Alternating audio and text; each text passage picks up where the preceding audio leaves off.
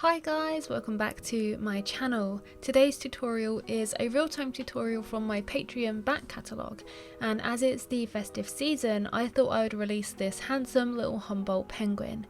This is such a cute guy to draw and it will teach you the fundamentals of black and white layering as well as creating short sleek feathers. All of the materials, line art and reference links can be found in the description. A quick note that the reference photo for this one is one of my own, so please tag me on any social media posts, and please make sure that you do tag me over on Instagram with your finished pieces as well. Anyway, I really hope you enjoy following this tutorial. It has a bunch of transferable skills that you can apply to other subjects, so it's really invaluable. Let's get into it. Hi guys, welcome back to another tutorial. We're going to be working on a penguin this time. So this penguin is actually from my own reference photo. I think it's a Humboldt penguin. And there's a whole bunch of these that I photographed, and this was the best one that came out. I hope you like his little pose. I've kind of positioned him so that he's on the side of the paper here rather than in the middle. If I just zoom out a little bit for you. A little bit wonky there, but you can see he's kind of at the side here and he's looking off towards the left hand side. So the size for this piece is 8 by 10 inches, so it's 8 down here and then 10 along the horizontal. We're going to start with the eyes like we usually do so that we can get a sense of character for this guy. Also my jumper's just leaving fluffy marks all over. We're going to start with the eyes here. I need to just find an eraser as well.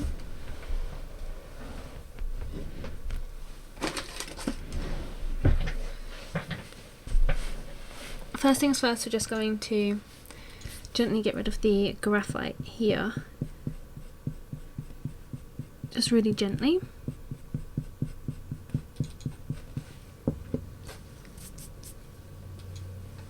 And the outer edge of the eye isn't actually encased in like a really dark colour.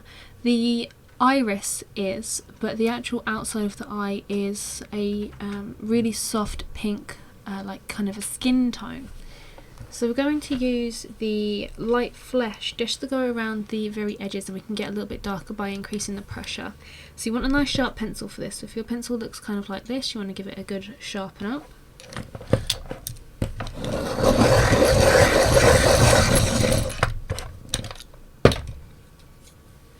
And this is why we want to lift the graphite as much as possible. I'm just going to give it another little go there.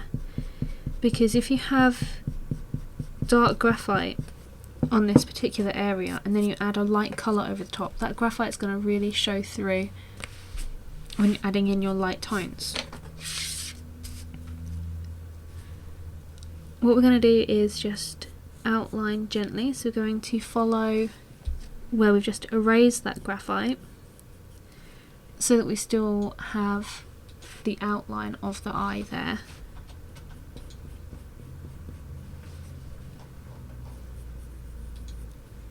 Making sure we get the shape right, and then we can outline the iris.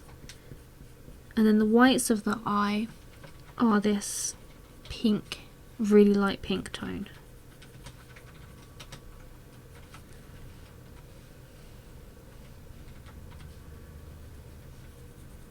Going in with a soft layer of that there.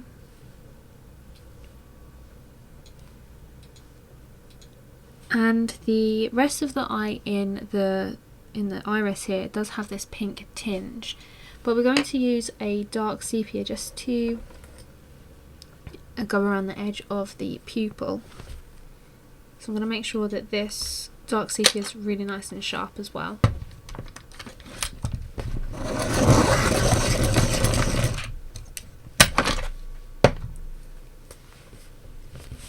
And then right next to where we've added that light flesh, we're going to add in a layer of dark sepia, or I say a layer, we're going to add the outline for the iris with the dark sepia.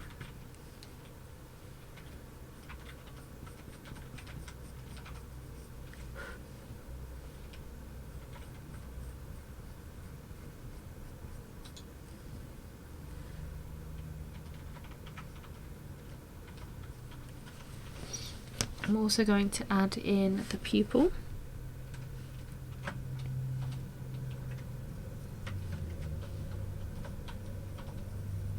So we want to use a light pressure to begin with, just so you can add in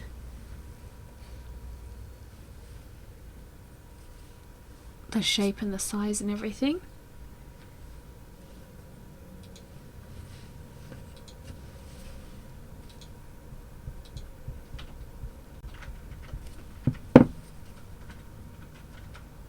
And then once you're happy, you can go in with a bit of a harder pressure and really add that in.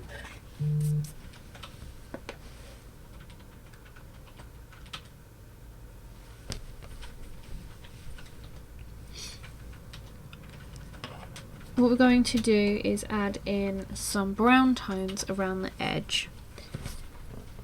So we're going to use some burnt umber, and I'm going to use a little bit of a circular motion and add in this really dark edge to the iris.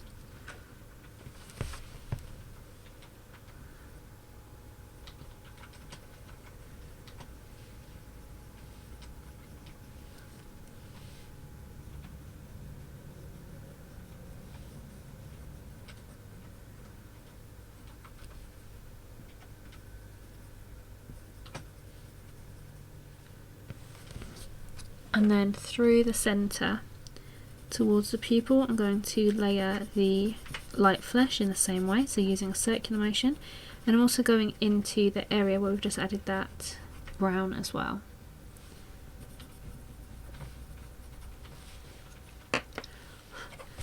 I'm going to sharpen up some of the edges here, so I'm going to use the dark sepia again and just come around the edge of the iris, make it really nice and crisp.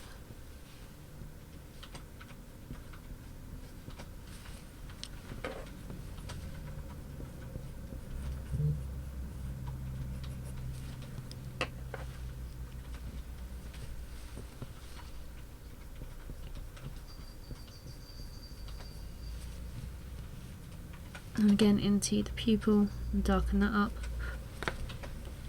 I'm just going to continue using some of the burnt umber around the very edge,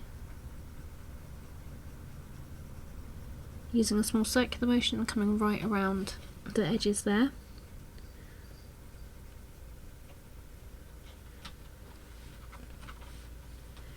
And then just lifting the pressure off of the burnt umber and gently working into the lighter section, that pink section around there.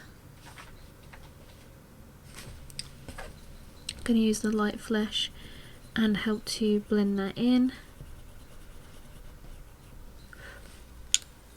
I'm taking a little bit of the dark sepia, coming around the edge and darkening up a few places where the dark outer sort of rim of the eye here is a lot darker. Going to blend with a little bit of the Humboldt soft white pencil.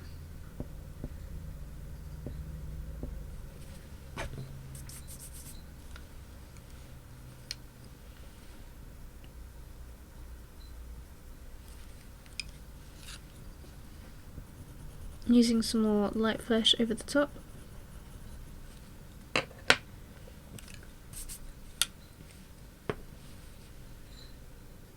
Coming into the pupil as well. We're also going to add in some of this permanent carmine into the left hand side of the iris, just to give it a little bit more of a sort of pink tone. And at the top we have the tiniest little reflection, so I'm going to use the white pencil, really kind of add a little bit down there, and I'm going to use the dark indigo to just slightly glaze over the top to give the highlight a little bit of a blue tone. Just enhance the glassy look of the eye as well. With the burnt umber, just going to really gently add in a few little detailed lines and everything through the lighter middle section of the eye.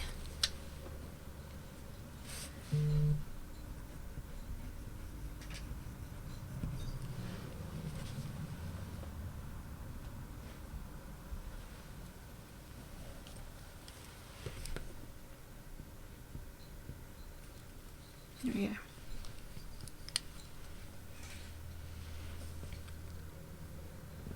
So that's pretty much it for the actual eye. There's not much detail, not much to really kind of add within there.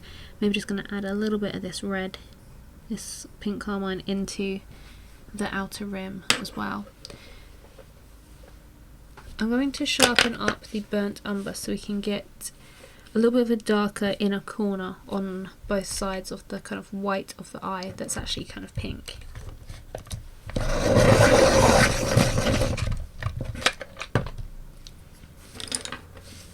So going right into the inner eye corner and just kind of darkening up that a little bit there on the left side, and the same on the right side as well.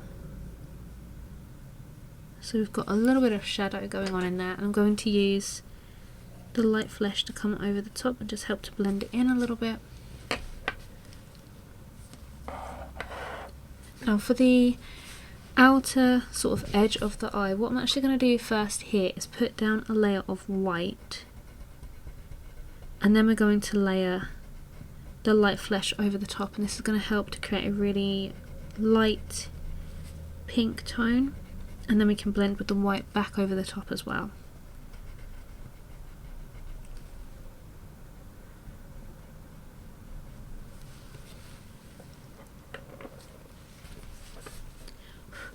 So you want to take your light flesh and really gently and softly layer it over the area where you've just added the white.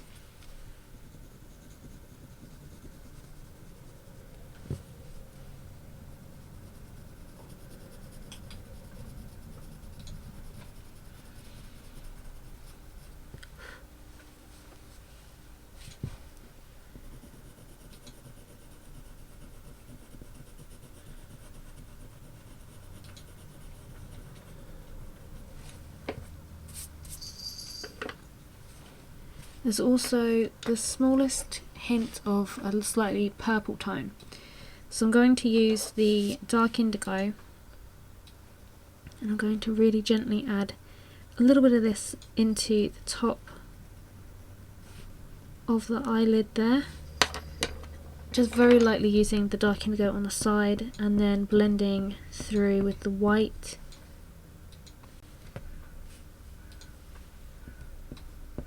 I'm just going to do the same slightly on the bottom.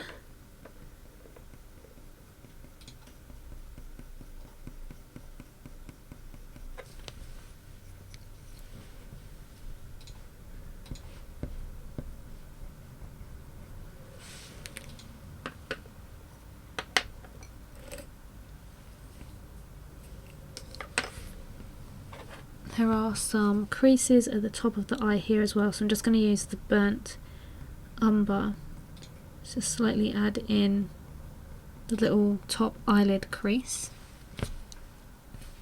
and I'm going to blend over with the white pencil.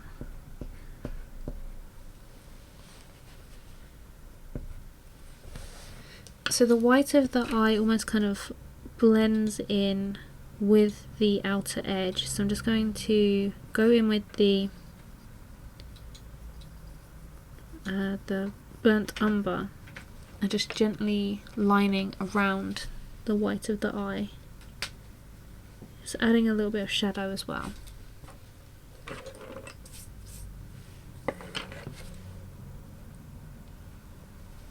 Okay, we're going to continue to add in the pink area around the beak on the top bit here.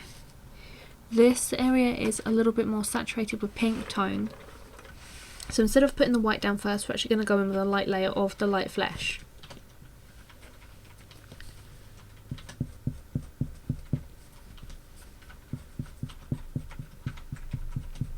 Just really gently getting rid of some of the graphite there.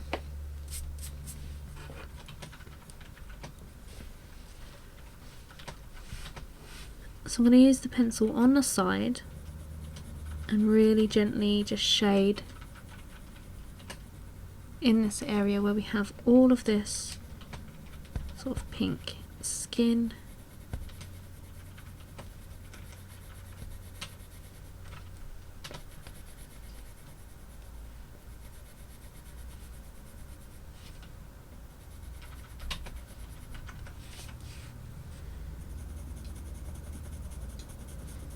So really gently, really using as minimal pressure as possible.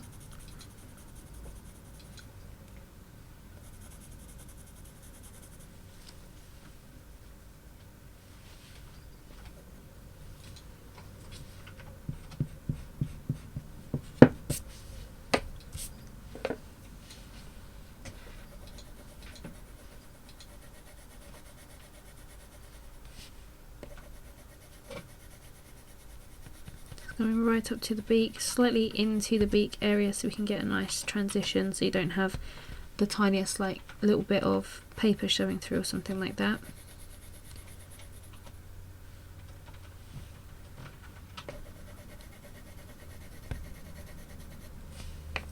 And then over the top I'm just going to use the white pencil, use it in a slightly circular motion to make sure that we cover the tooth of the paper.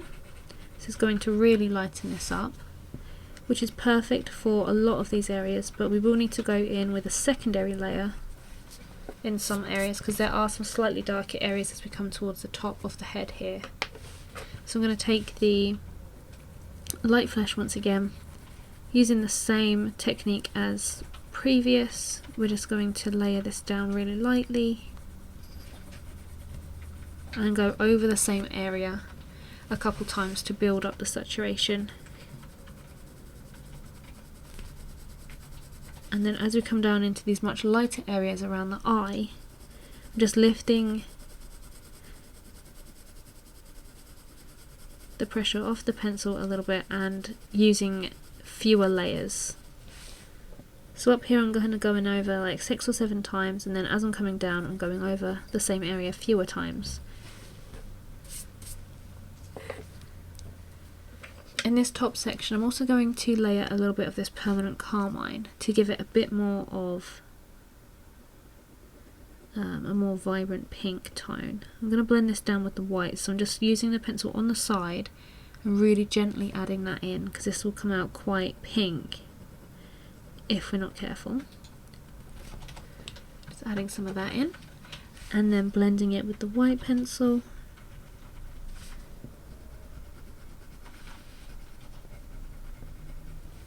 You can see it just builds a slightly different tone. I'm going to do the same kind of where we've got the beak crease as it comes down here. So I'm just going to gently add some down this area as well.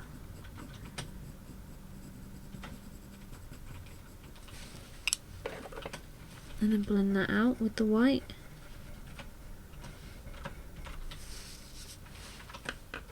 There we go.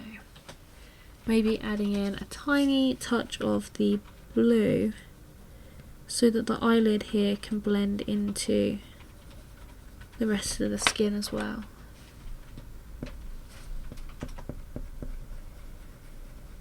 Blending with the white afterwards as well. Really subtle, delicate patches of colour here.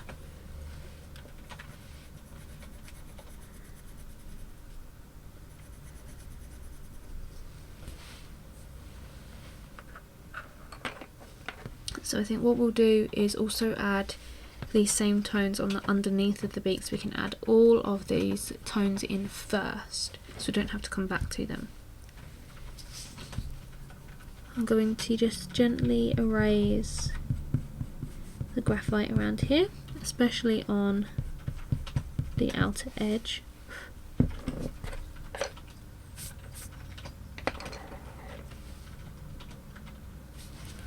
And then gently layer the pink down.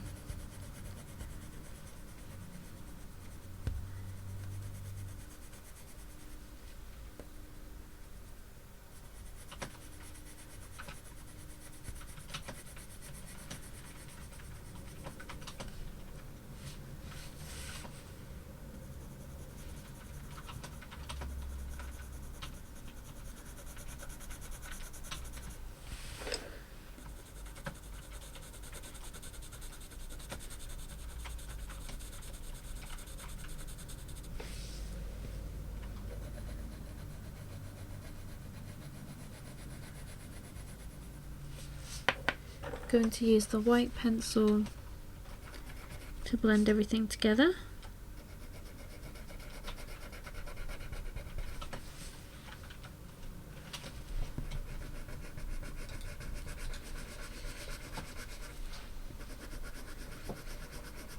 So using a circular motion with the white pencil and applying a little bit of pressure to help blend it.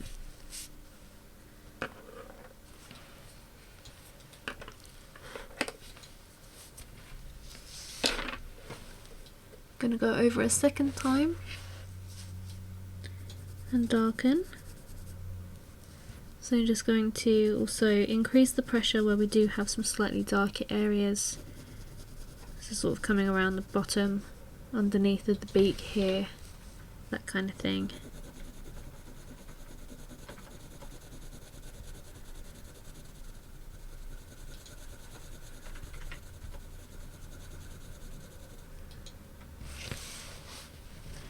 Around the beak as well, the part in the beak.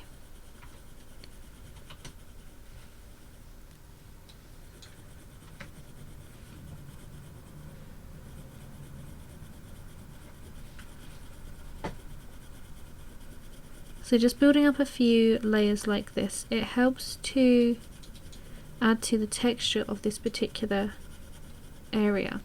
Because if you look at the reference photo, the pink skin here is kind of filled with these tiny little pore openings where you would have some tiny little feathers on this particular patch of the penguin. And we're going to add those in with some nougat in a second. But just adding in a few layers like this, just the initial light fleshing and blending with the white, you can kind of see flecks of the paper showing through, and it helps to add to this particular type of texture.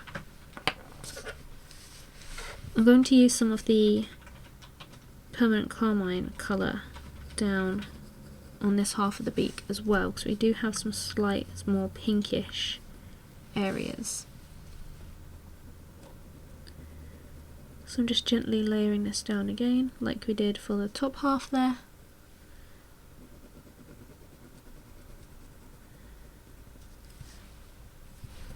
This time I'm not going to blend these out, I'm going to keep them like this.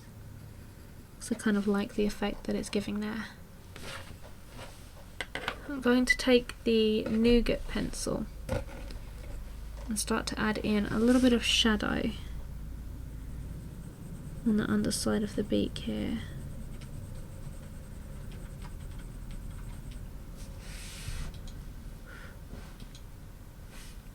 And we can also start to add in the part in the beak. I'm also going to add that in with the terracotta. Just going to follow the graphite line.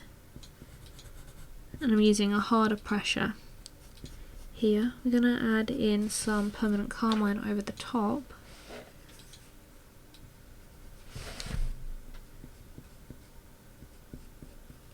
And then over the top of that, use some of the burnt umber right in the very centre.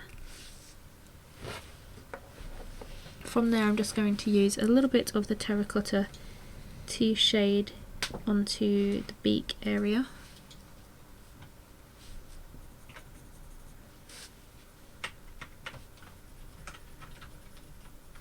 So just using really light pressure for all of this, and working in that circular motion as well.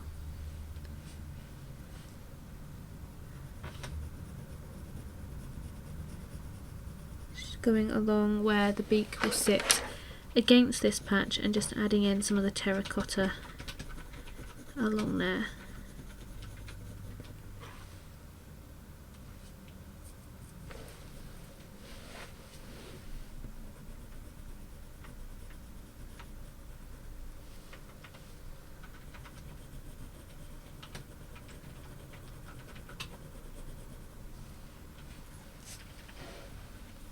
Also just going to shade a little bit of the terracotta into the little peachy parts here as well. It's going to help to add the two colour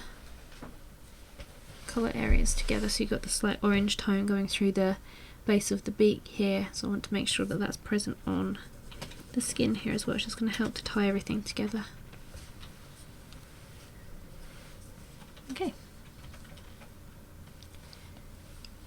Maybe just use a little bit of the warm grey 6 to add some shadow just around where this beak parts.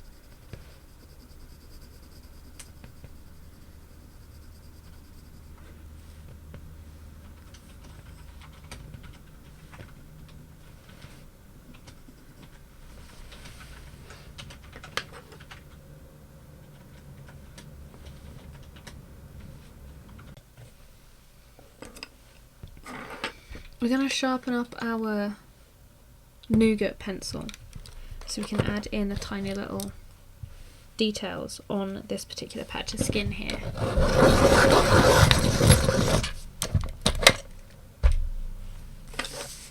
So nice sharp pencil, and it's going to be quite difficult to follow the reference photo 100%.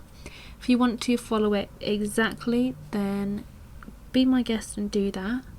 But I'm just going to just add in the hint and like the slight little sort of indication that these little areas are here.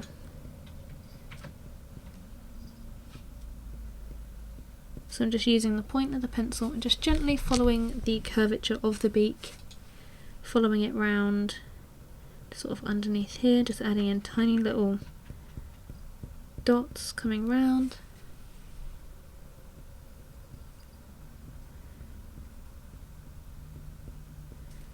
Every now and then there's one that's slightly more exaggerated than the others. And then I'm just doing exactly the same again, but on the next line. So as they come around underneath the chin here, they get a lot smaller and closer together. Then as they kind of come around this area that's at the forefront here, they get a little bit more spaced apart, and you can see they're slightly more enlarged.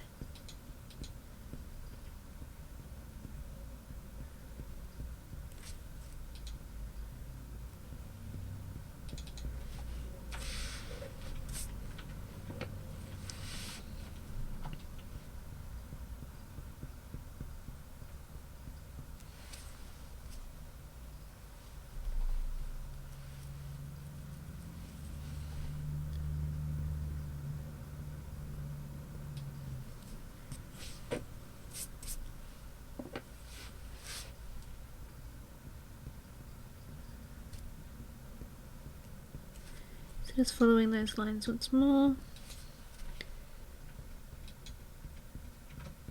Oops.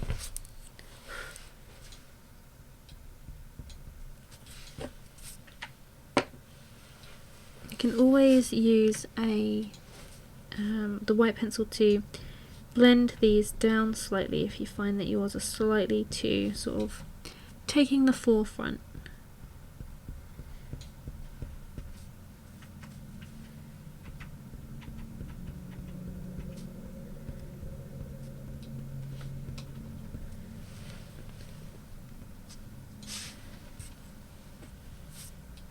I think I'm pretty much happy with adding these in.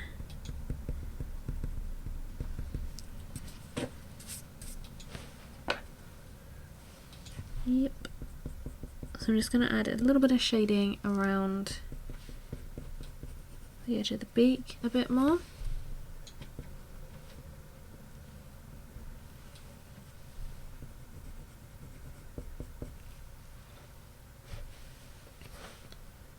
And then this top half, I'm not going to worry too much about adding the texture in there.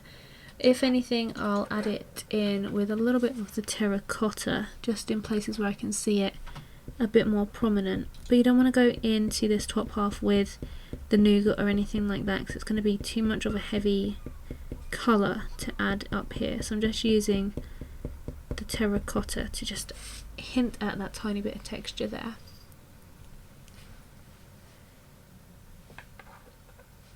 So our pink areas are in. What we need to do now is just add in some of the darker areas surrounding, so going around the eyes, and I think we're going to add in this area of feathers around the top of the head. So the feathers are actually the more simpler part here. The more difficult part is going to be the beak, because it's got this really kind of almost like bark kind of texture. So we're going to add the feathers in next. So the feathers on the top here, we're going to add those ones first because they're nice and dark and they're going to be a lot easier to add. So instead of going in with a base layer of the warm grey one, I'm actually going to use a base layer of the ivory. And this is because there are some really lovely brown tones coming through in the feathers. They're a lot more present if you look on the reference photo just underneath the eye on this dark area here. You can see some really nice brown tones coming through, which is what we're going to use the burnt umber for. So I'm just going to really gently get rid of the graphite line and the bit where the dark feathers sit next to the lighter feathers as well. And we're going to follow the direction of the feathers, kind of coming around the head in this direction and coming up and round. So we're going to gently shade some ivory. I'm just going to sharpen my pencil up a little bit because it's quite blunt there.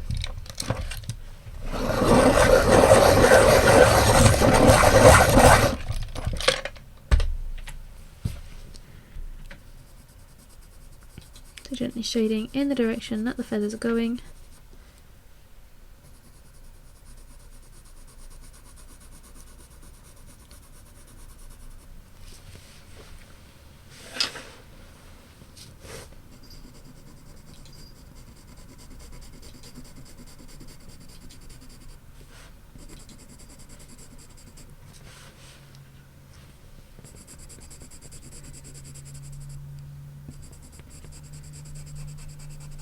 Coming all the way down, back of the head.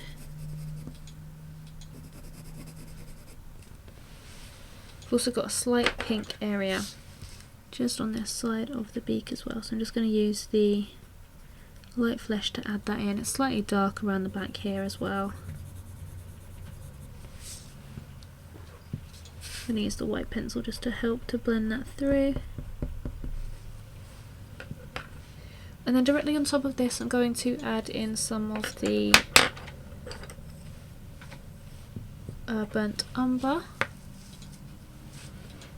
So I'm just going to gently shade this on top.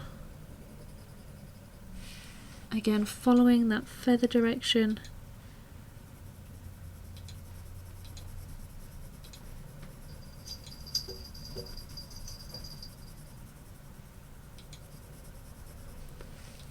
So I'm using quite short shading strokes for this as well, because the feathers are quite short on this particular area.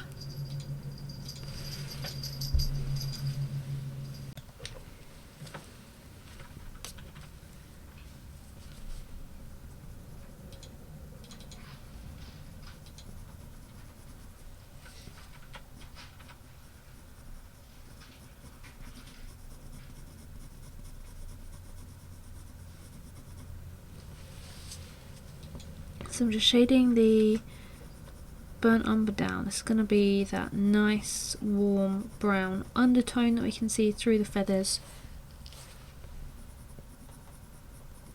The top head feathers here are a bit more of a blue tone, so we will be adding in a little bit more dark indigo to these ones, and also some of the warm grey 6. But you've still got a little hint of those grey, those brown feathers coming through as well. Also here, I'm also going to bring the burnt umber and use some lines just to come into the pink area here. Just kind of break it up a little bit.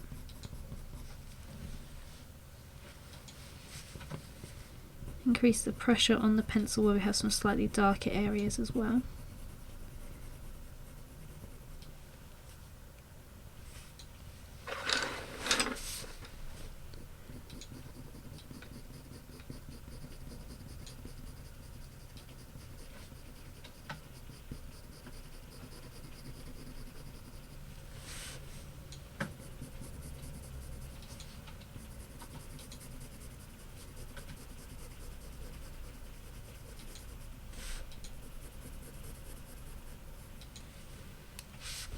Before we go in with any further layers, I'm going to add in a layer of the warm grey 1 into this lighter area just underneath so that we can blend in some of the darker feathers.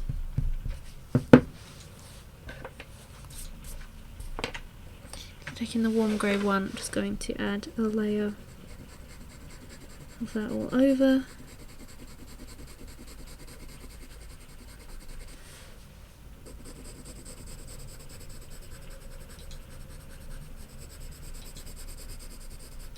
I'm also going to layer over the top some ivory, and we're going to blend that with the white as well.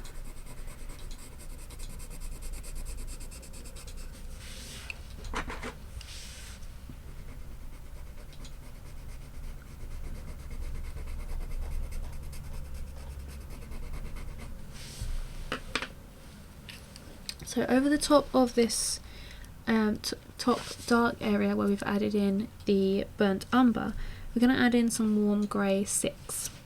So we're going to start to bring in some tiny little lines and also some shading into here as well.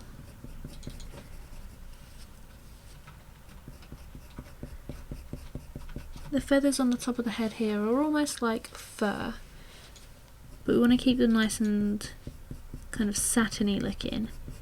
So we need to make sure that we fill as much of the tooth of the paper as possible, which is why I'm going to shade a little bit over the top as well. It's going to help to fill in the tooth of the paper a little bit more.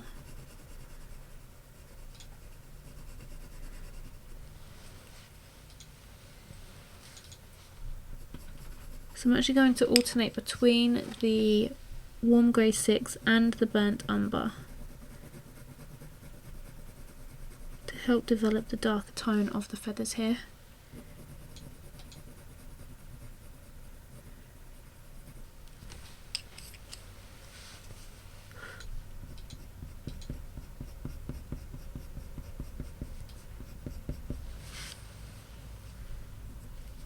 I'm going to bring the warm grey 6 into the pink areas a little bit more as well.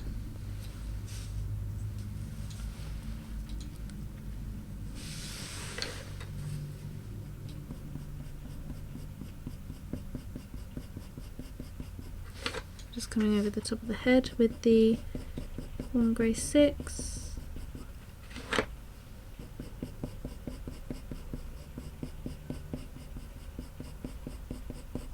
Kind of adding in some lines like we would if we were drawing fur.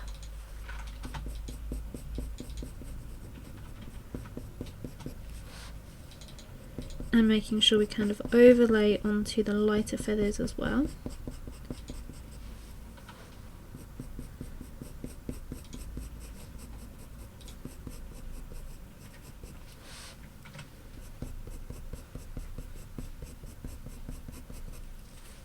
And as I said, going to add in some of the burnt umber as well here and there.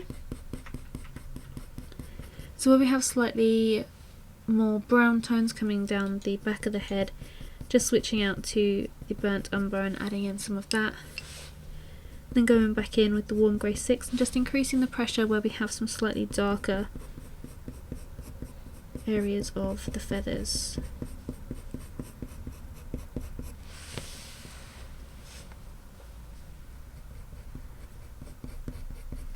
I'm also going to use the dark indigo here and gently layer this using the side of the pencil, almost glazing over the top some of the blue.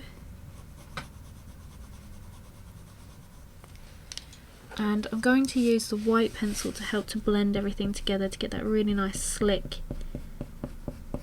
feather look, and then we can go over and darken. This is really going to help to bring out the blue tones in the feathers up here. Down the back here it's already looking quite nice and built up, but through the top here we do have a little bit of the paper texture showing through, and we need to eliminate that as much as possible. So once we've blended with the white, I'm just going back in with the warm grey 6, starting to add that in. There is quite a nice light toned kind of sheen to the feathers up here. So we're not going to add in too many areas of the darker colour at the top, I'm just going to add in a few lines of the warm grey 6 through there, and also the burnt umber, and leave it with quite a little bit of that kind of white blended look, so it looks like the feathers are shining slightly. But I will bring a few more intricate and more controlled lines into the area of white, so it looks like it's transitioning there. And I will also just use a little bit of the raw umber, that kind of yellow tone. So I've got a few little yellow patches peeking through for that warm undertone of the feathers, as I mentioned before. So now we've done the section on the head. The lighter toned feathers around here don't really need much work. I just need to elongate some of the white area a little bit here, and then, as we did before, blend with that white pencil. We're going to use the ivory as a base as we come around the right hand side of the eye here, but on the top half here I am going to put a layer of the warm grey as a base, and that's because it's slightly more grey in tone, more sort of blue up here with those darker feathers. I'm just going to work on those first. So I'm going to go in there with some Payne's Grey, just at the very top here. So I'm just taking the Payne's Grey and gently shading it down first of all, making sure we get that nice connecting line between these areas here, following the direction of the feathers, so it's kind of coming up and slightly arcing over. Just really lightly shading this in. So it's just a small patch.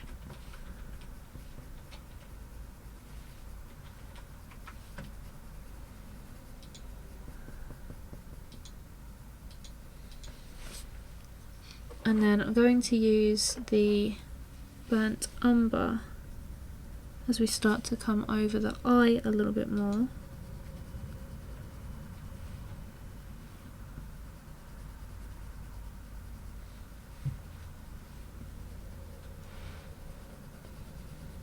Just gently shading that in as well.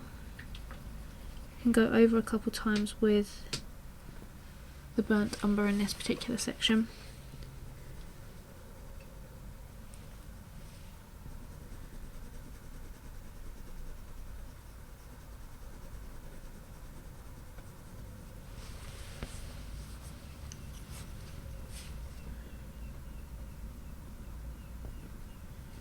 Bringing a join between these two areas down a little bit as well. Then going in with a bit of a harder pressure on the Payne's Grey and just adding in a few darker areas through that top section.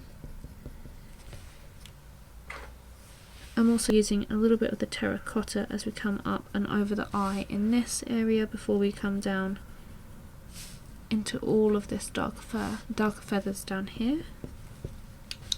I'm switching out to using the burnt umber, and I'm just using that to blend this darker area into this lighter section a little bit, and especially as we come right over this bit of the eye, it gets very, very light, and then it plunges into this kind of darker feather here where we've just added this bit of ivory.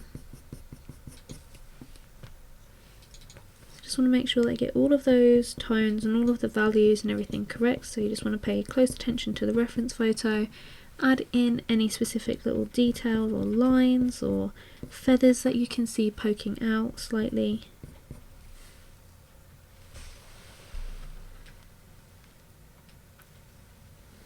Just making sure that we blend all of these colours together. Going to add in a little bit of the dark indigo.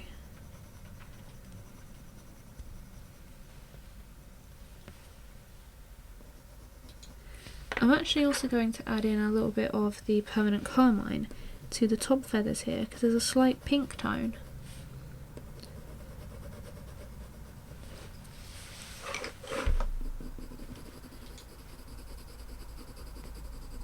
So just kind of imagining that there's some of this pink skin underneath these feathers a little bit. I want that to just kind of tie the areas together there. Where we've added in this darker part, I'm going to just bring some of the light flesh right up to there and increase the pressure quite a bit on the pencil so it's a little bit darker right where these areas meet. So going to use a little bit of the permanent carmine on that bit as well.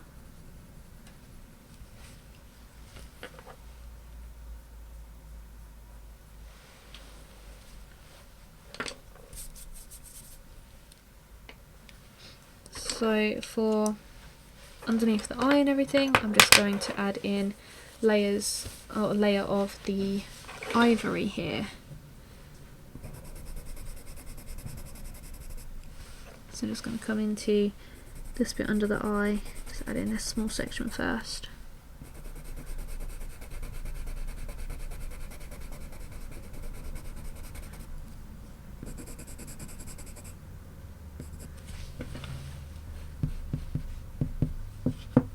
So just that very, very small area.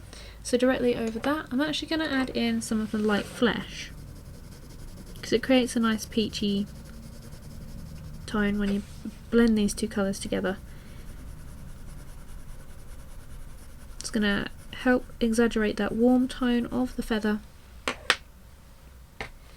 and then we're going to go straight in with the raw umber. So you want a nice sharp pencil where you've got a few sort of little niggly detail areas which are just around the very edge of the eye, but as we come into this whole patch of feathers down here, you don't have to worry about your pencil being too sharp, because we're going to be just adding in a lot of shading and not too many details. It's around these areas where you've got connecting sections that you need to worry about all of the little details.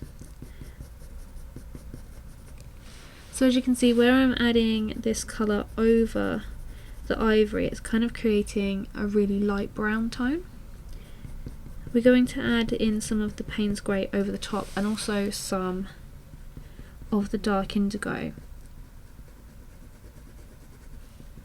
so that when we mix those browns and those blues together, it creates a really interesting, unique dark tone. And we'll also be using some of the dark sepia if we need to as well.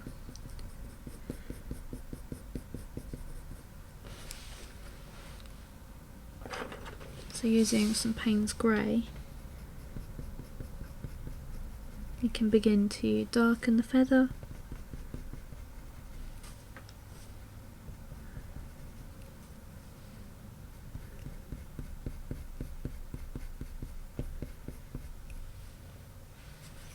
Just leaving a few gaps here and there where you do have some of the lighter tones showing through. We're just blending them a little bit more so they are a little bit darker with the burnt umber.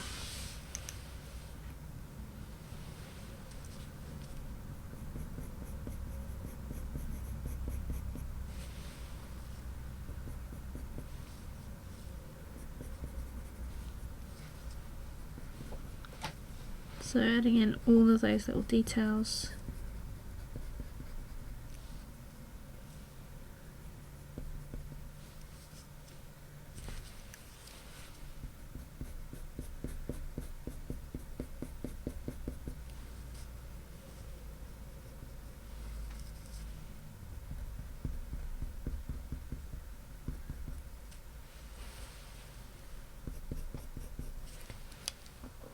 Using some dark sepia as well to help really darken some areas here.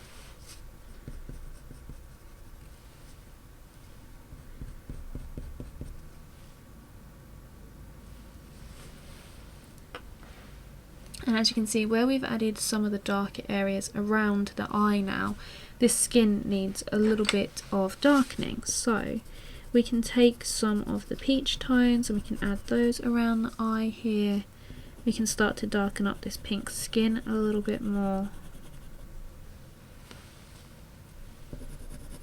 So as we add in those darker colours, all of those little areas will start to become even lighter, so they will need pushing back in value. So you can just increase the pressure on your pencils to help saturate the paper some more with that tone. I'm going to go around the eye socket here with the dark indigo again, just to add in that blue tone, but this time I'm not going to blend it in with the white.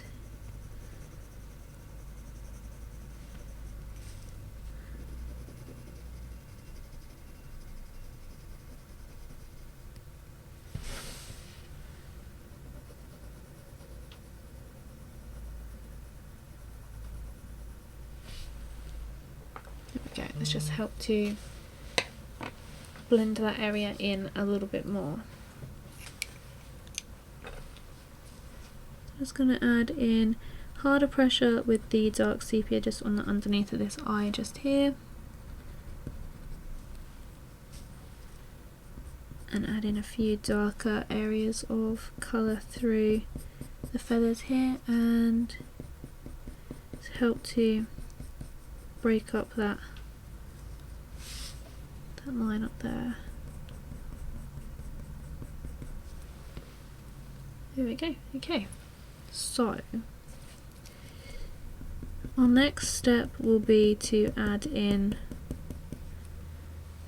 a little bit more of the darker feather around the skin around the bottom here, and just kind of fill in kind of up to here with the brown feathers, or maybe just the whole section. And I think we will leave the beak till we've done some more of these feathers, so we can better judge the values through there. We're going to crack right on with these dark feathers here. I'm going to add in this darker area just underneath this little pink bit.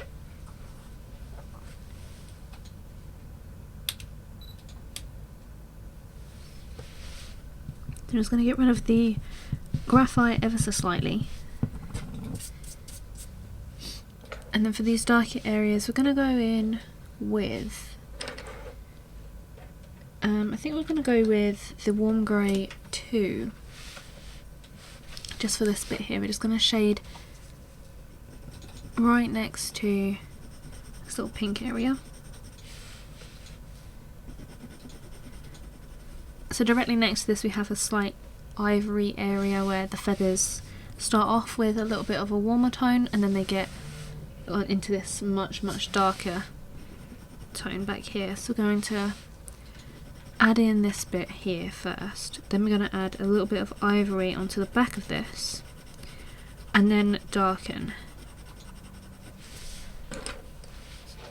So with a light layer there, I'm also going to add in the ivory into this part as well, because there's a little bit of ivory feather that comes up just in between this pink area here, so we're just going to add that in.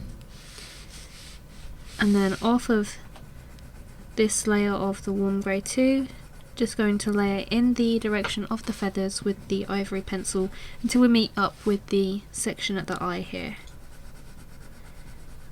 So just layering back and forth using quite a light pressure and adding that in.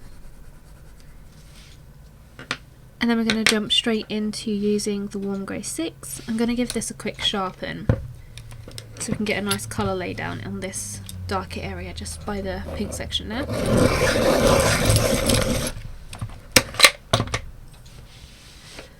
All we're going to do here is gently layer this down first of all, so following the direction that it's going, so it's coming right towards the right hand side here. I'm going to add all of that in just with a real gentle pressure to begin with. Go right up to the pink border that we've added as well.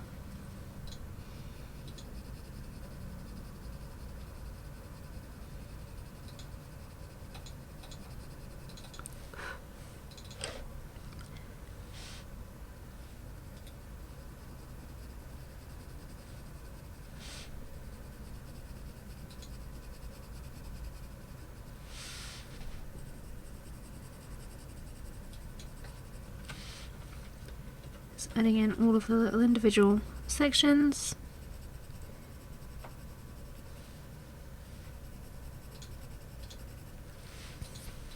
And then just increasing the pressure on the pencil to get a nice definitive line around there.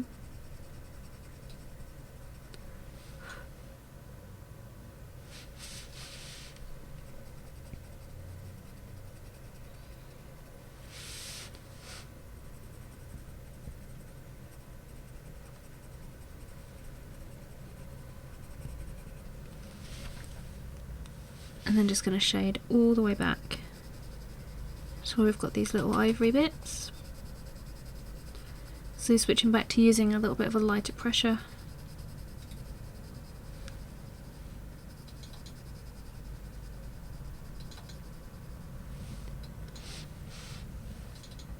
And then increasing the pressure.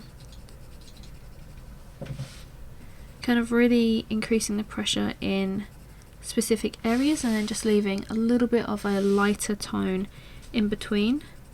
So kind of shading down like this and then going in with a harder pressure, lifting the pressure off slightly and then leaving like little areas in between where you've got some slightly lighter pressured areas. That's just going to help to create the effect that there are little pockets where the feathers are going to jut out from. So just vary the pressure on your pencil as you're layering down.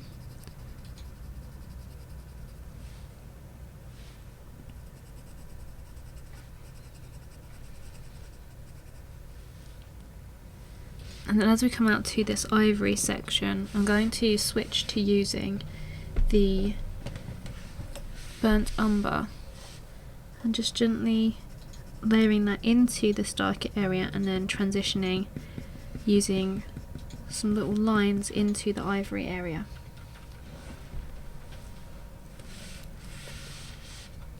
Just going to come out a little further with this darker section here.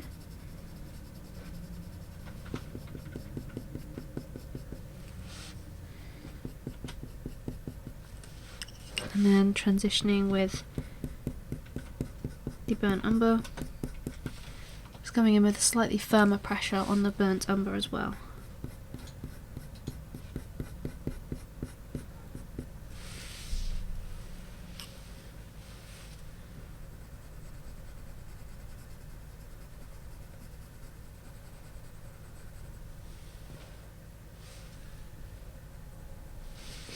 Just travelling all the way around this little pink area, all the way up to the centre up here where we have that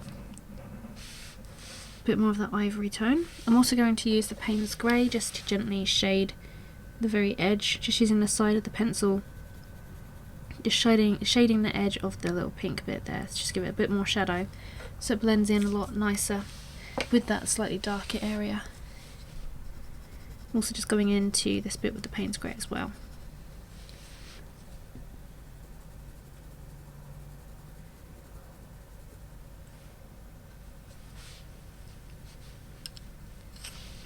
Switching back to the warm grey 6, just adding in a few little details.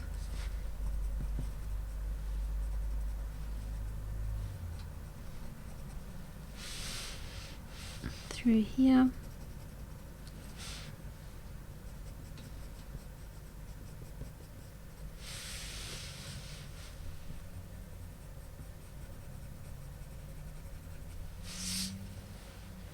So for this ivory section, what we're going to do is add in some nougat and just add in a few lines coming from that. And then we're going to shade the warm grey 1, or the ivory, sorry, as a base over this whole dark section of the top of the head here. So we're going to follow the feather direction. Just going to gently erase the graphite on either side.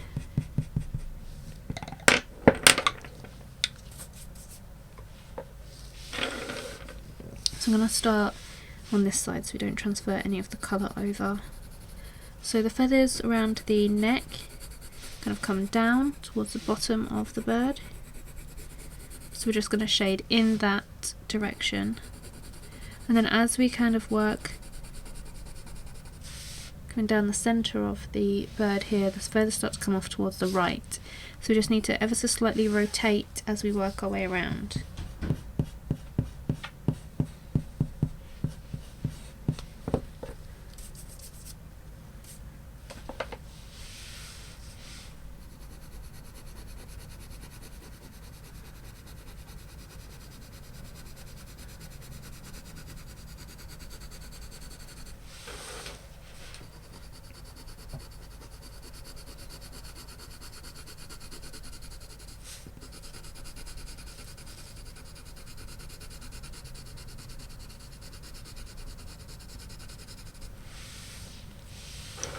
Coming right up into the whole thing here.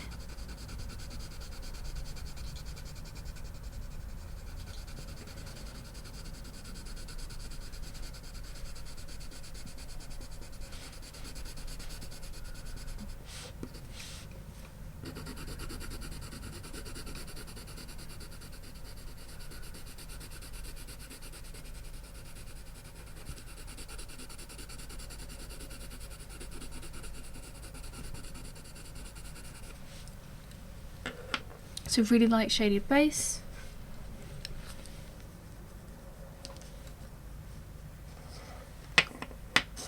And then we're going to go in with the burnt umber, and we're going to layer the warm grey 6, the Payne's grey and the dark sepia on top to get some nice dark feathers here. So there is a little section of lighter feathers here.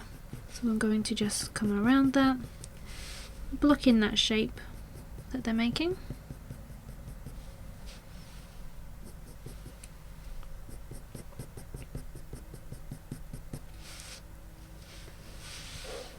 And then add in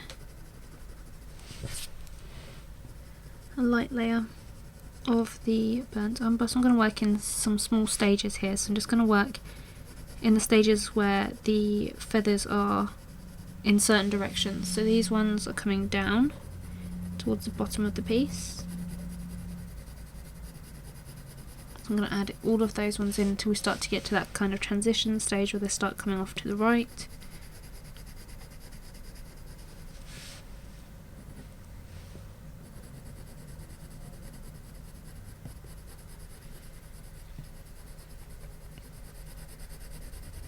So you just want to use some really light shading back and forth to fill this in.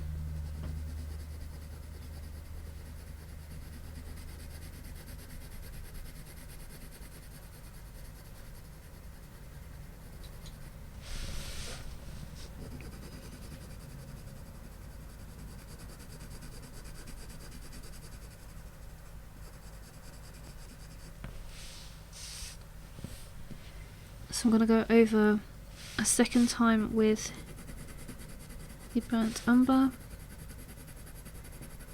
so we can get a darker shade. We want a really nice brown undertone.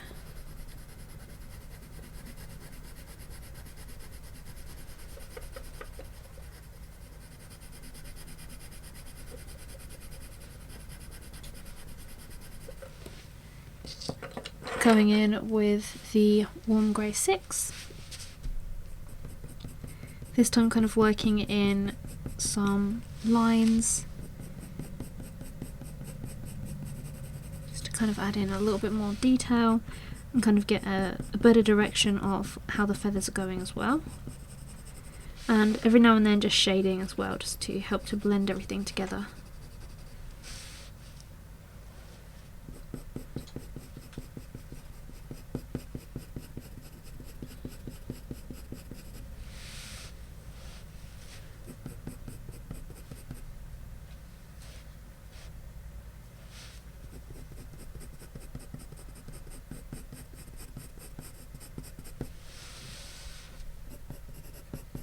So when we come down to this section where the darker feathers meet the lighter feathers. We're just bringing off some light strokes with the tip of the pencil, like you would build in fur for a furry kind of animal.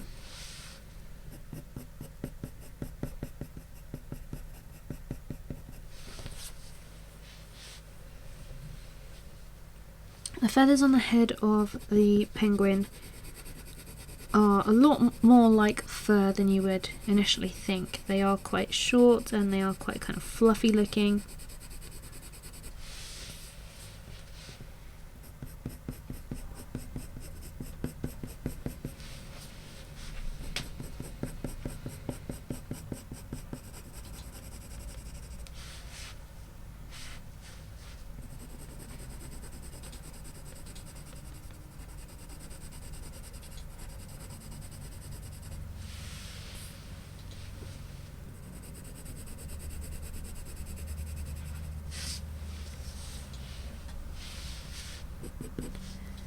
I'm going to go in with a little bit of the dark sepia to really darken up, so starting to go in with some more of the sort of line technique to really kind of add some definition between some of the little feather sections. If you have a lot of your paper white showing through, you can go through and blend with a lighter grey, so the warm grey too, or even some ivory. We're going to shade and glaze some more of the burnt umber over the top. So I'm just going to take the burnt umber and just shade some of that over the top. It's going to help to eliminate some more of the paper texture. You can always use something like a solvent to help to blend everything together a lot more if you feel like you need it. But as you work through your layers, you should be able to blend everything. I'm just using some raw umber around this ivory section because it becomes a little bit more yellow. There's a little bit more of a yellow tone around there. So I'm just adding that in over the top.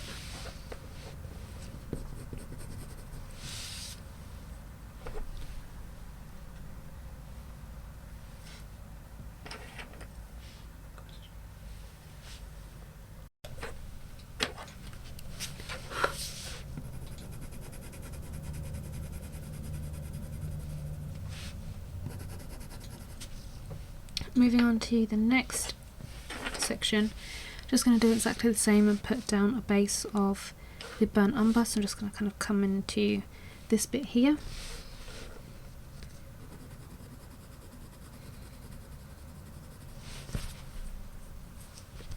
So using light pressure on some burnt umber to begin with.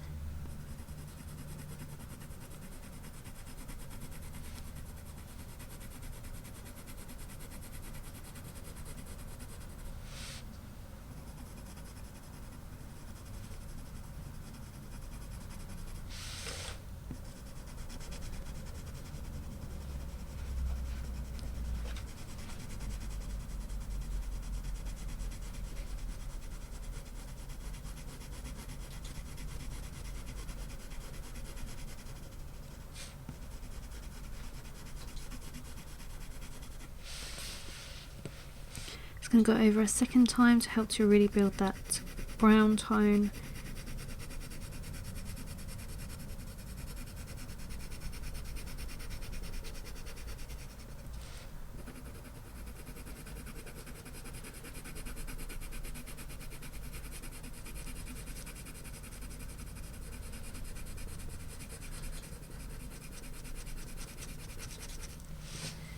And then taking the warm grey 6, we're going to start to build in that darker area. So this particular section, as we come through here, it becomes a lot more sort of dark and solid.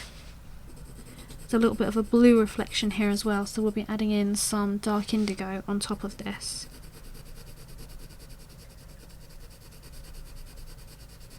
So I'm just shading down the warm grey 6 over the top.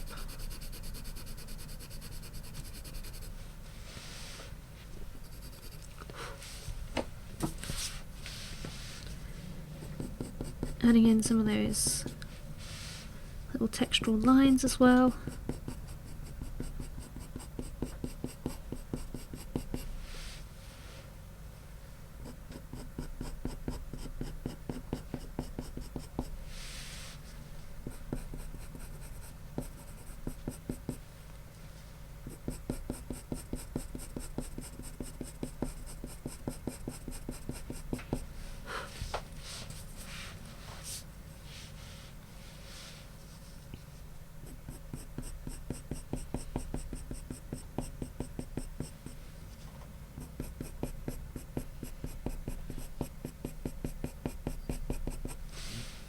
So again, just kind of blending in the very bottom where this darker section meets the light feathers. Using some little lines there.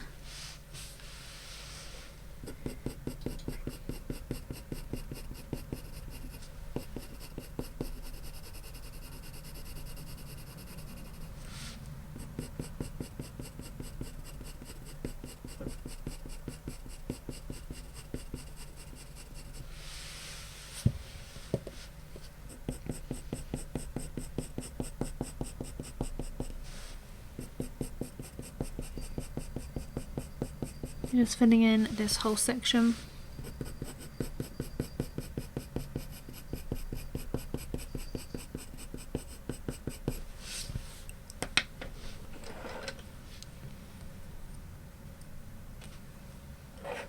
I'm going to shade over the top with some more of the burnt umber,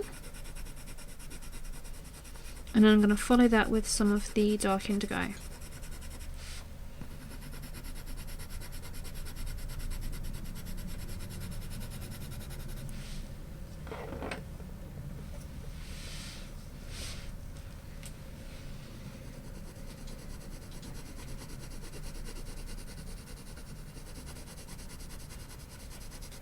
So adding the dark indigo on top just helps to create a really nice dark tone. Blending brown and dark indigo together is a really good combination.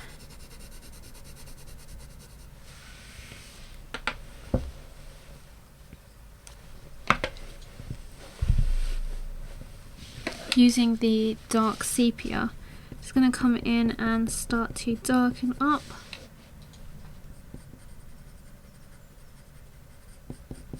So using the point of the pencil,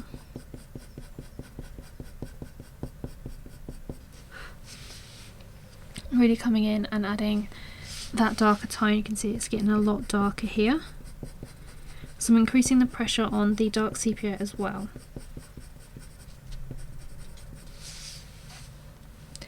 This is also why I like to work from the left to the right when adding in darker colours, because if we was to work on the right hand side first and then transfer our way over to the left, we'd pick up a lot of this darker tone and it will transfer.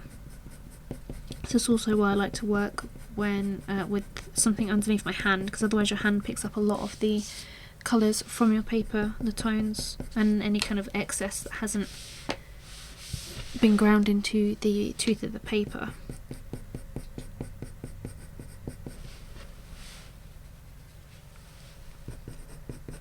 So just looking at the reference photo and seeing where we've got some slightly darker areas.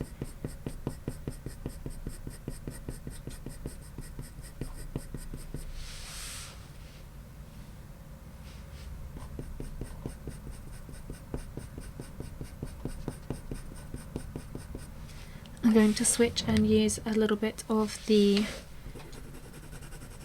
burnt umber to come in here and shade down to.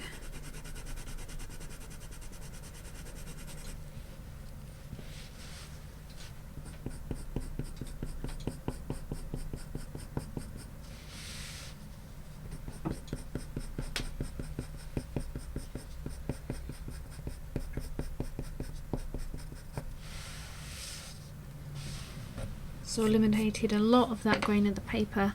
We can go back in and shade some more of the warm grey 6. I'm just going to shade that over the top. Again, just lightly layering. It's just going to help to blend everything together. It's going to help to darken, and it's going to help to get rid of any grain of the paper showing through.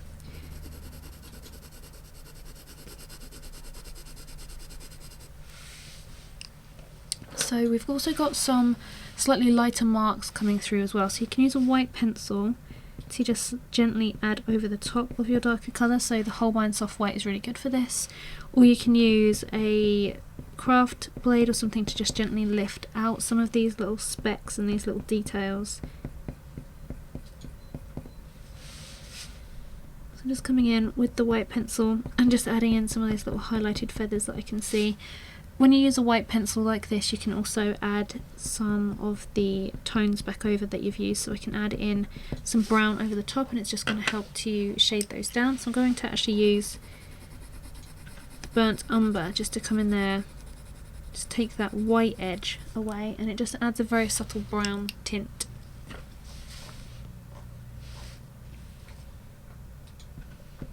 I do want one or two of those little feathers poking through.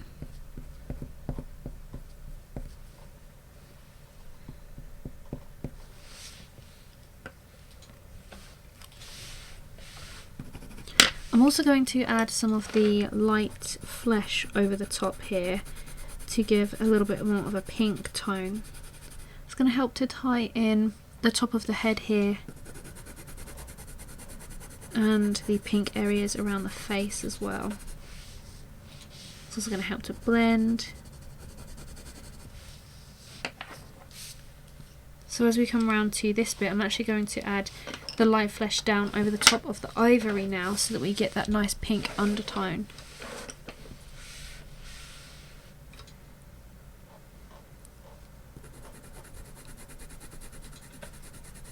So using the light flesh, just shading down in the direction of the feathers.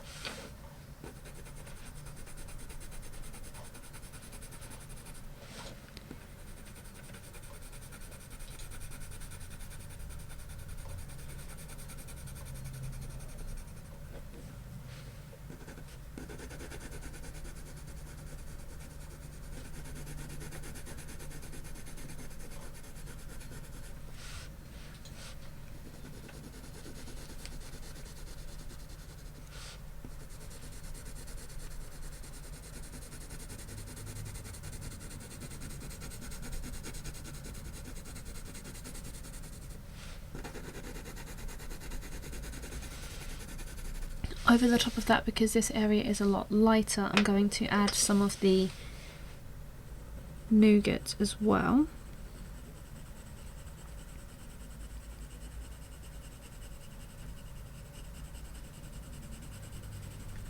So this bit right underneath the chin is really dark, then it becomes a lot lighter as we come around. So we're going to be using less of those darker colours really grouped together and shaded. And we're going to disperse it through these feathers here. So I'm just adding the nougat colour really lightly and adding it all over.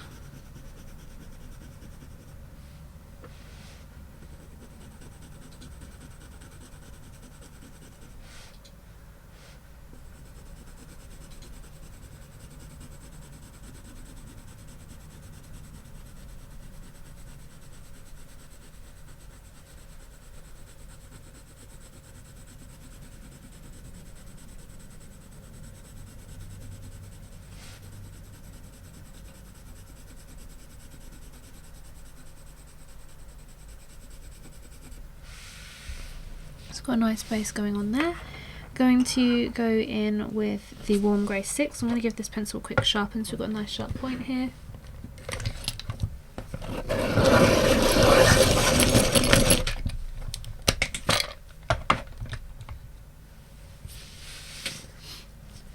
I'm going to start to blend in some of this darker area using some little tiny lines just coming from this real dark section, blending it through to this lighter, more kind of pinky toned feather.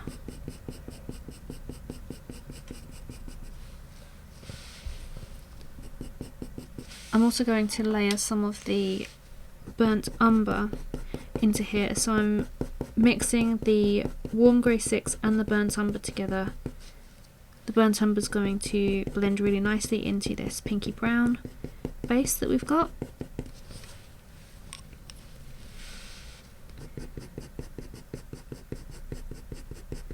So I'm just adding in lines rather than coming in and shading, because the lines are going to be slightly more spaced apart, so we're not going to get as much saturation down, which is perfect, especially when you want some of that lighter tone showing through.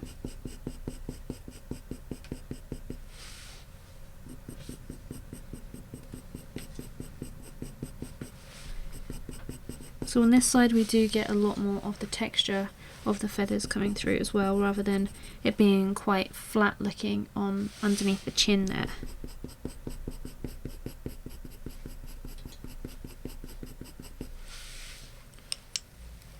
So I'm going to give the burnt umber a quick sharpen up as well.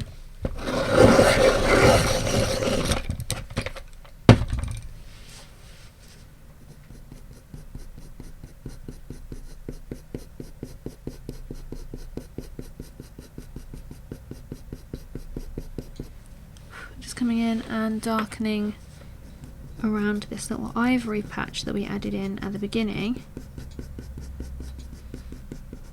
Just breaking it up with a few fur lines and making sure that we join it up to this area around the eye. Just using that burnt umber.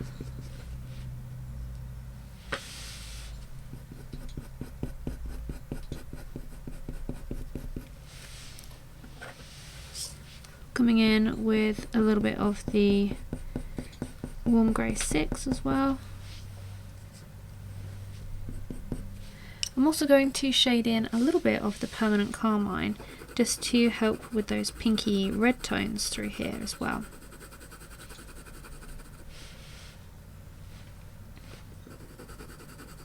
Just really lightly glazing that down over the top of these areas here.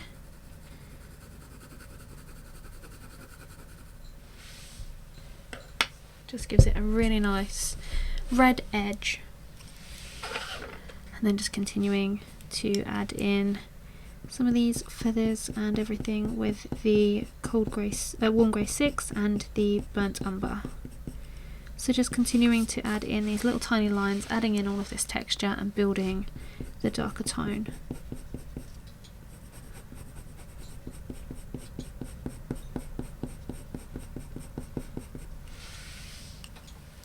So just alternating between the two pencils. It's really paying close attention to the reference photo where we do have some slightly darker sections and some lighter sections. So we'll need to go in, as I'm doing now, and just increasing the pressure in some areas to really convey that darker tone.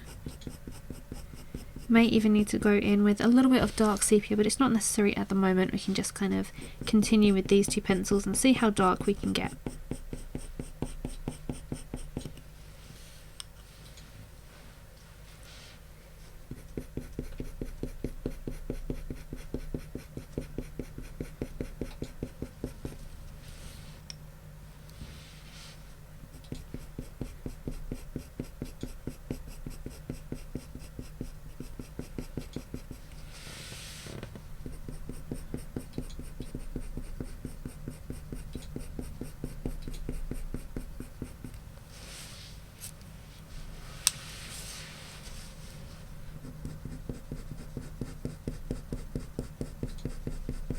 So just slowly working over the entire thing.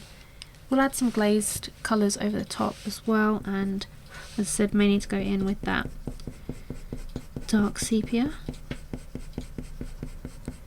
If you're struggling with getting a nice dark tone from these pencils, make sure you keep them really nice and sharp. That'll just help you out a little bit there. I'm just going to go in and shade some of the burnt umber down over this particular area on the right here.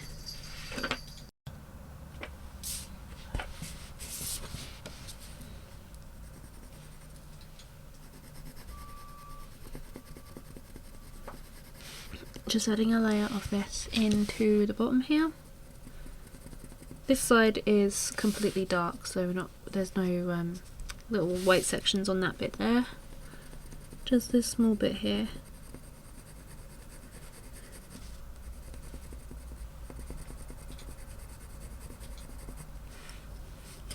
I'm going to go over that with some of the ivory, because adding the ivory over this warm grey one gives a really nice tone actually.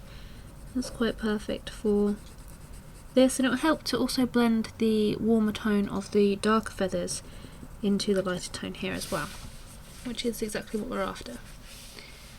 So I'm just going to switch back to using the warm grey 1 and adding in some of the little details through the feathers here. I'm going to switch to the warm grey 2 in a second so we can get slightly darker, because there's only so much of this colour that you can put down before you can't get any darker with this one. So I'm going to have to switch to the next tone of the warm grey 2. I'm going to give this a quick sharpen up as well.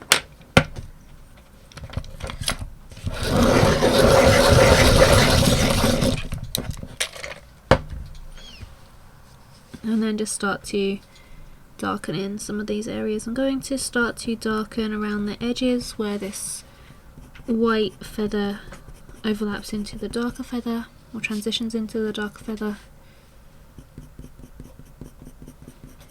Just using some shading and some little individual lines like you would with fur, just to kind of break this up.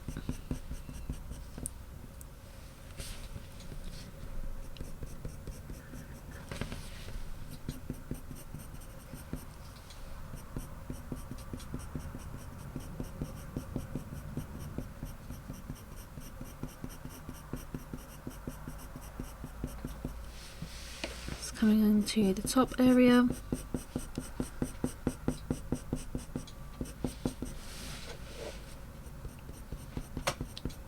Just increasing the pressure on the pencil to add in a few darker marks here and there as well.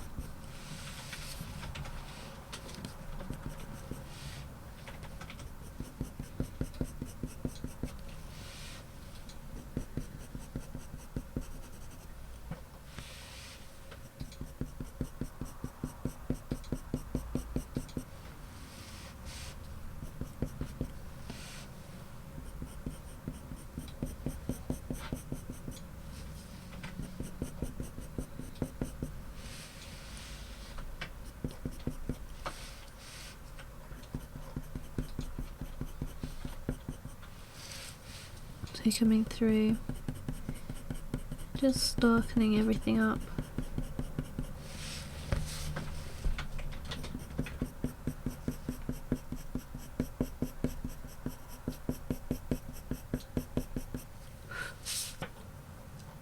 Just giving the white feathers here a little bit more depth and everything. I will be adding in some slight touches of some raw umber here and there as well into some of these slightly darker shadowy sections.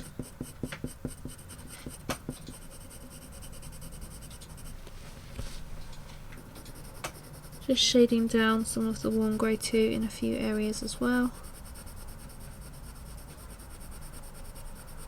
Again, as I'm blending out into the surrounding areas, just kind of lifting the pressure off the pencil.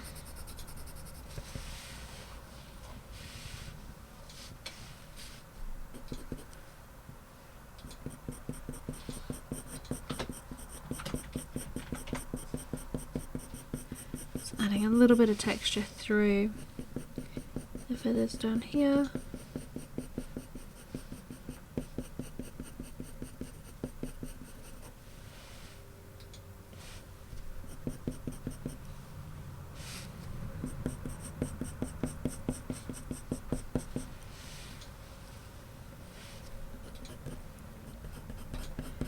And then we're going to switch to using some of that raw umber. I'm just going to use this on the side really lightly to add in a very slight yellow tone.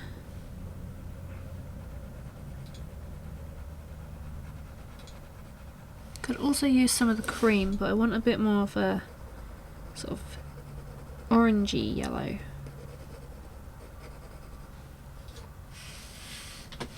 Which is just what the raw umber gives.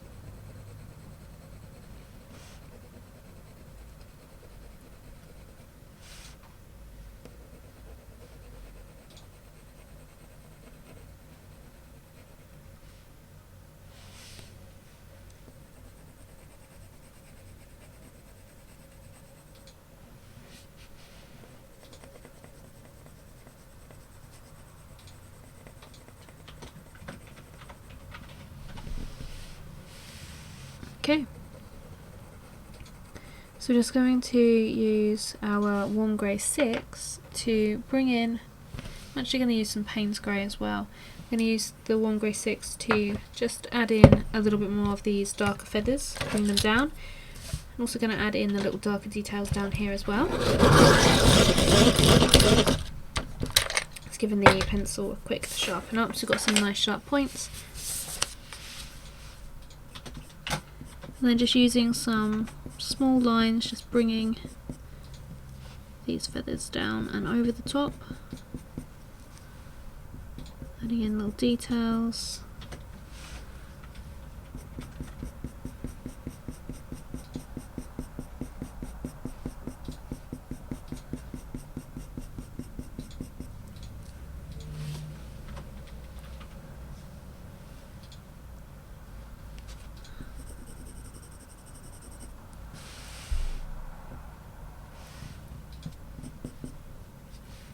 Also going to use some of the burnt umber for a little bit of a warmer tone, bringing these down.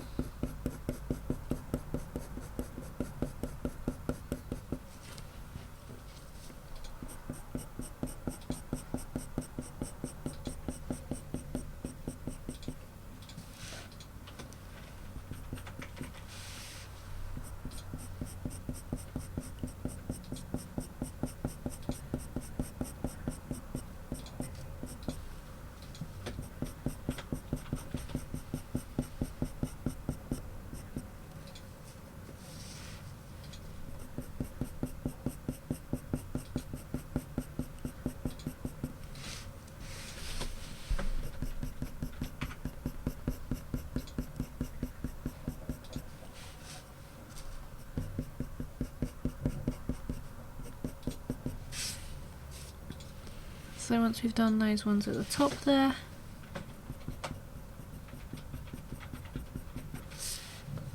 we can then add a few. Use the burnt umber down the bottom here. First of all, for some of these down here, they're not quite as dark. Some of these little markings and things.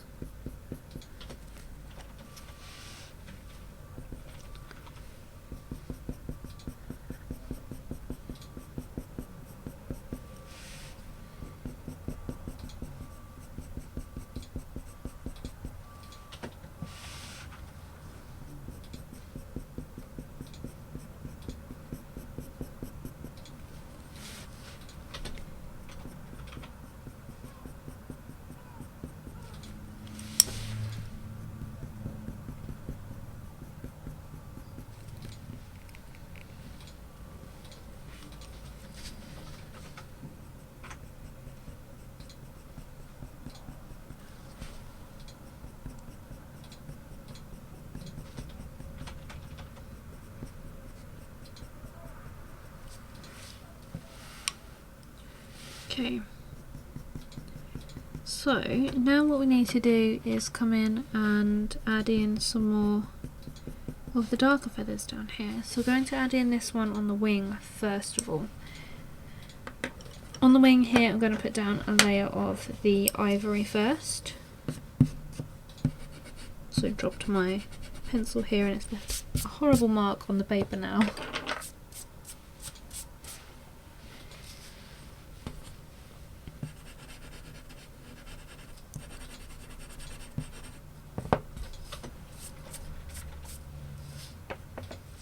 So taking the ivory, I'm just going to shade this little section. This is one of the wings. So following the curvature and everything on the wing here.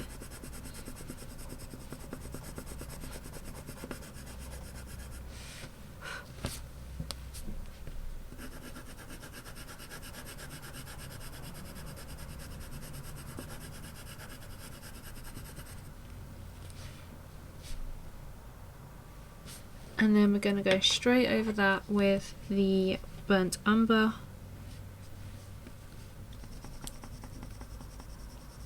So light layer all over, just shading to begin with.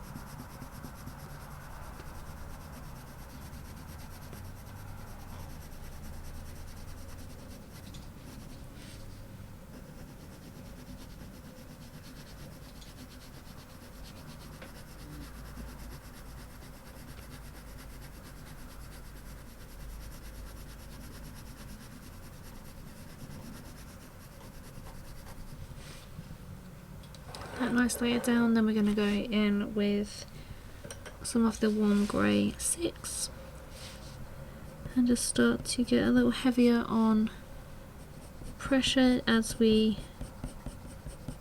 work in this bit here at the side of the wing where these white feathers overlap. I'm going to work backwards in the direction of these feathers here.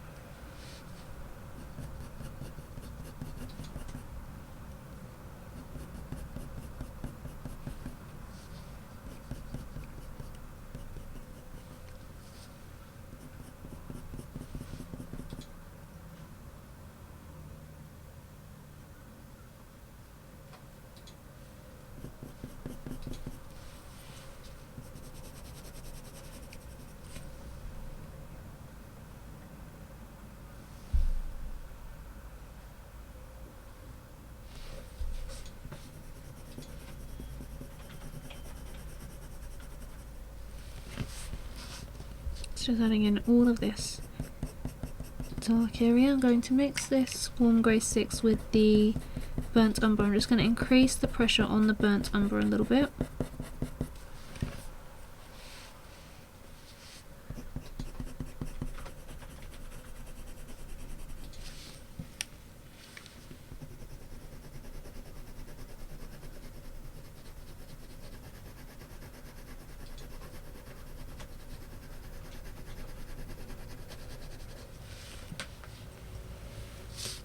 So we need to get a nice dark rich tone here. So I'm coming in with the warm grey 6 to add in some little lines coming off.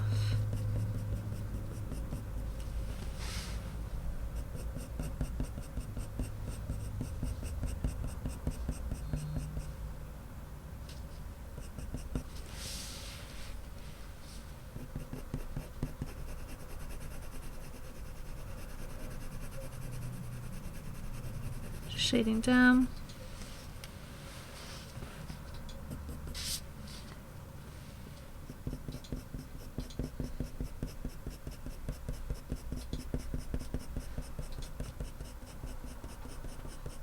Where the feathers are slightly parted as you come along this bit of the wing here, I'm just kind of leaving larger gaps between these lines to create some sort of natural looking open pockets of the lighter tone. We can always go in and use a white pencil over the top or a slice craft blade or something like that to etch out some of those little lighter areas. We're just going to see how we get on with leaving larger gaps between these lines, and I'm working backwards in the direction of the little feathers here because I just find it easier just for the particular angle that I'm working at here rather than going in the direction of the feathers.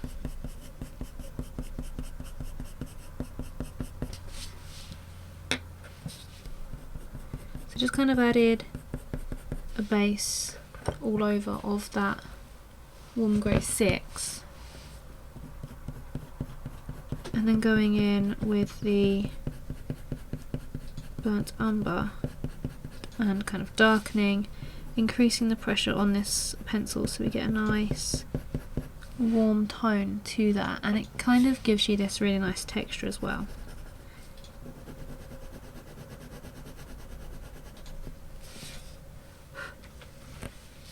So I'm just going to go over the whole thing with another layer of the burnt umber.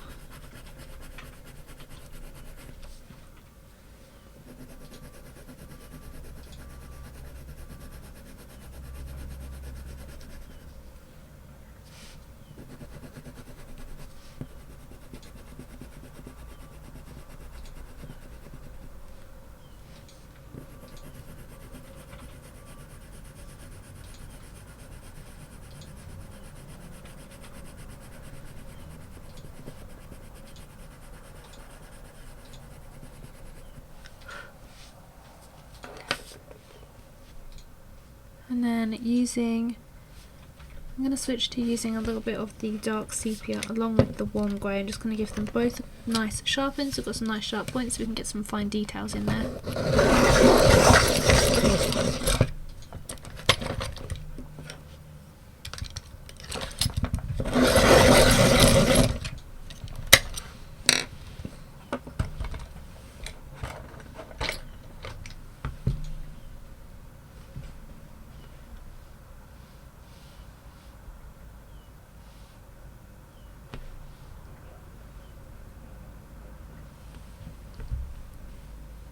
So taking the dark sepia, I'm just going to use the point of the pencil, add in some of these fine lines and help to darken up some areas.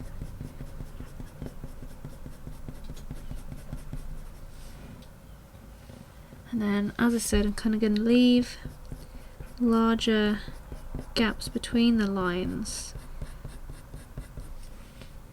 over here, so we get that natural kind of pocketed look to the feathers.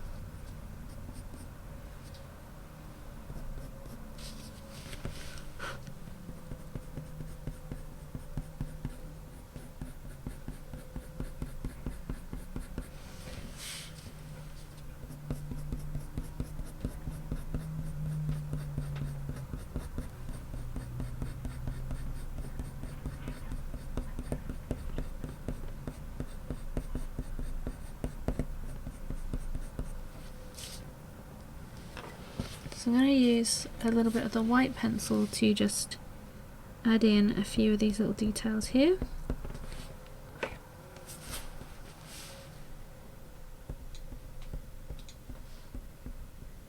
We can also etch them out with a craft knife if you need to, if you don't have a nice opaque white to come over the top here with.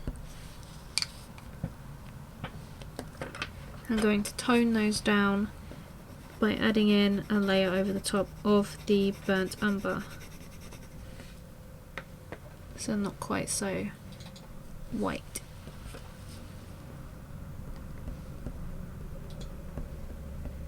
When you're adding in these little details, try and keep them kind of almost in rows, but don't keep them in a solid straight row. You want to kind of move the little individual sections up and down ever so slightly.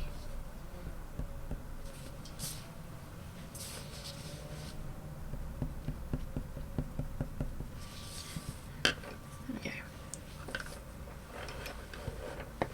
So around that area where we've got these white feathers here, I'm going to just bring in a few lines of the dark sepia.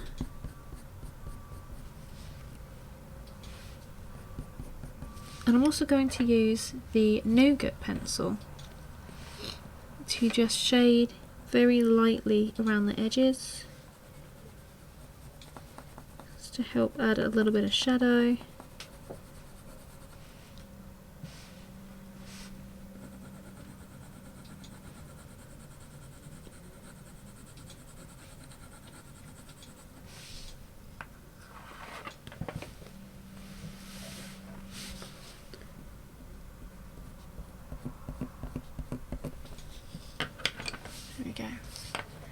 So coming to this small section on the little belly of the bird there, I'm going to add that bit in next.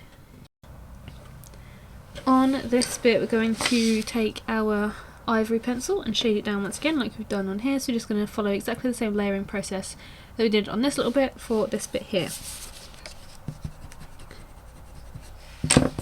So we're going to follow the direction of the feathers, which is pretty much just coming straight down here, just using a light pressure on the ivory.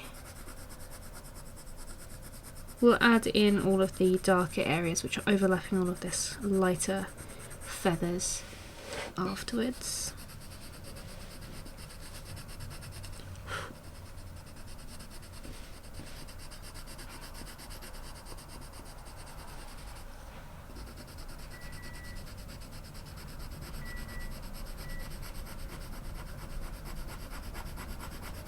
So directly on top of this ivory, next we're going to add in our burnt umber.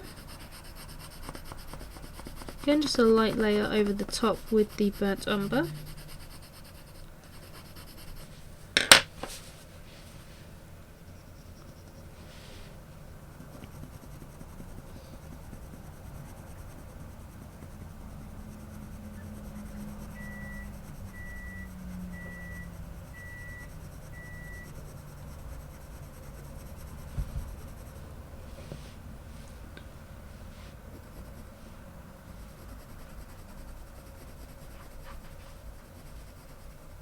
So the feathers down here are really quite nice and light, like we've got going on through the face there. So we want the same layering process as what we've done over on this side, but we're not going to go as dark in some areas, especially on these areas right on the outer edge. These areas here. So going to probably use a little bit of the white pencil just to help to blend that in a little bit more.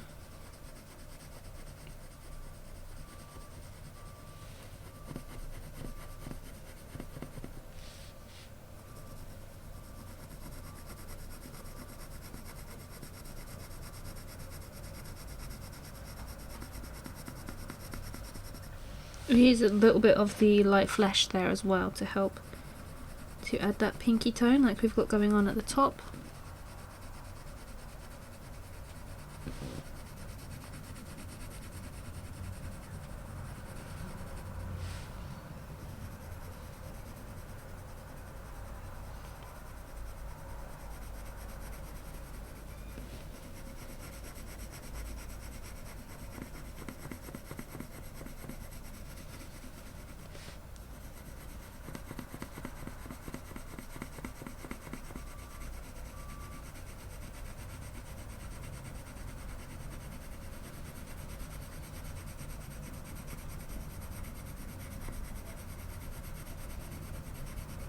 Okay.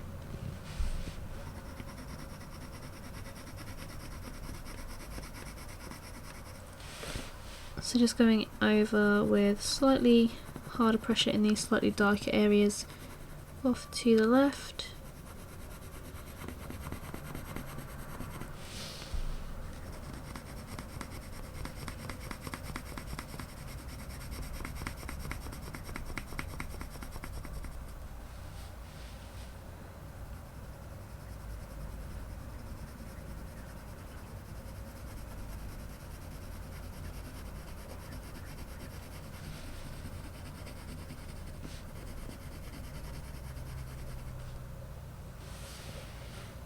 Going to use a light flash, come over sort of midway,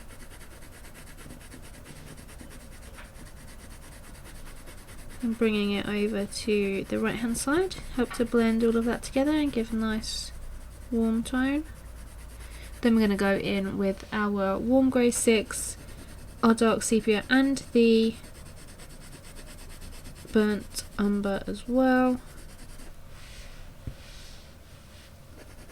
Add in a little bit here, and we're going to get dark with those other colours.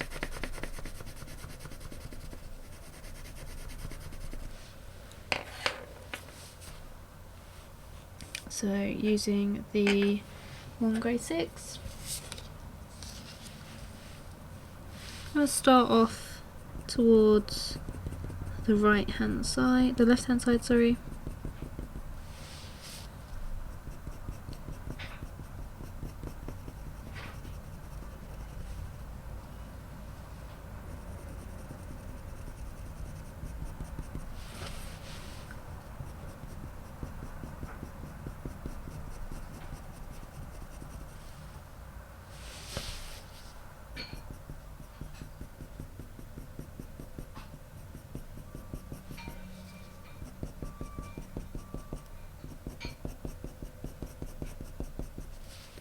So just coming around the edges, kind of filling in some of the darker areas.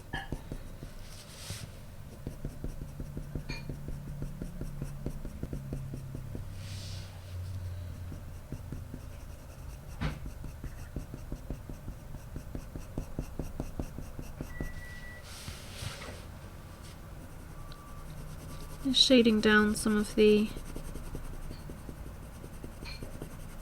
warm grey 6.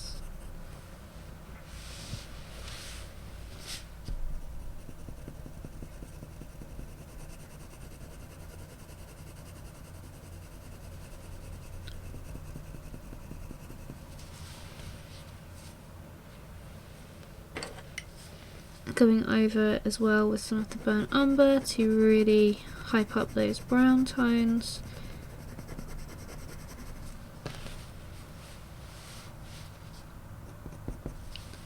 Switching to some of the dark sepia as well to really get nice and dark on the edges.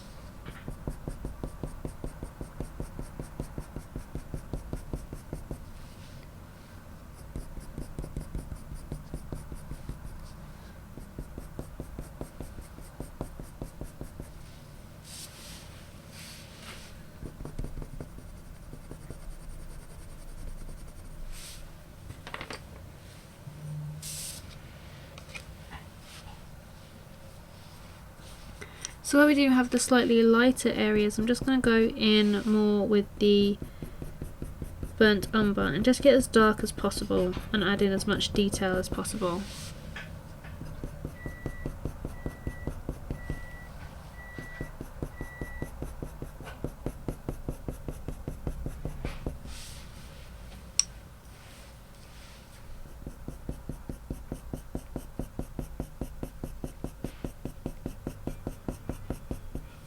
Just going over and darkening here and there, so I'm going to go around all of the kind of edge where this darker section kind of links in with the lighter feathers.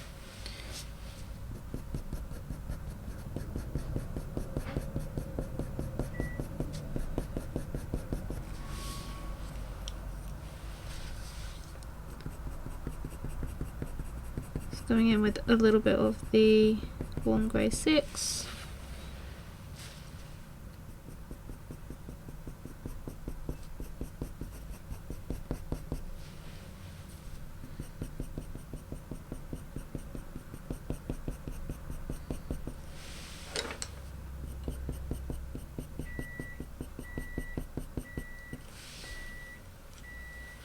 I'm going to shade down another layer of the burnt umber.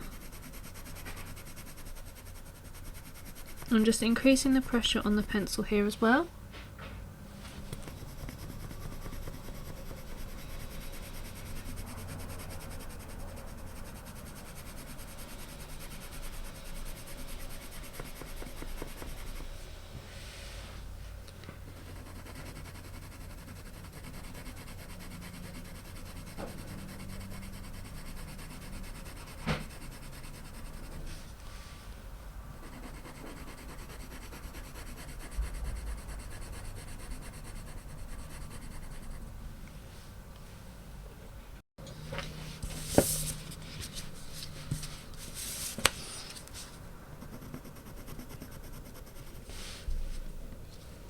I'm going to add in some of the light flesh again to bring up the pink tones, and I might even add in some of that permanent carmine as well. After we've gone in with the brown here.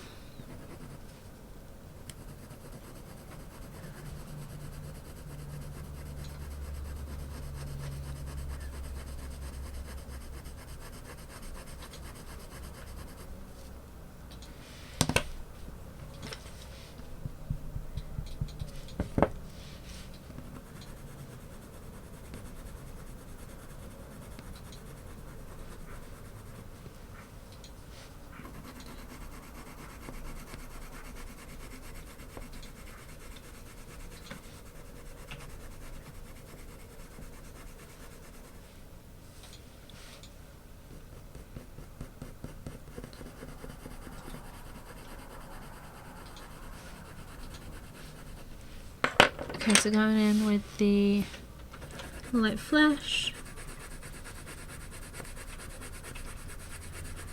I'm putting down a little bit more pressure here to try and help everything blend together. And going in with a small amount of the permanent carmine. Just using the pencil right on its side. Adding in those warmer tones.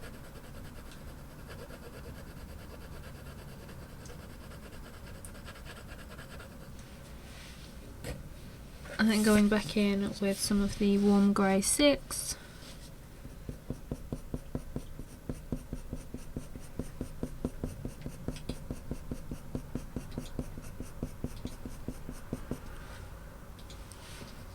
Adding in all of this.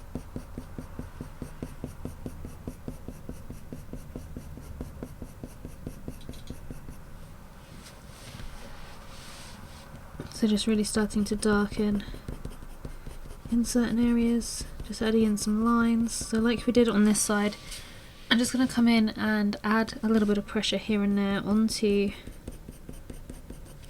the warm grey 6 and leave the strokes while we're adding in all of this a little bit further apart, so leaving quite open gaps so we can get some of that lighter tone showing through a bit more.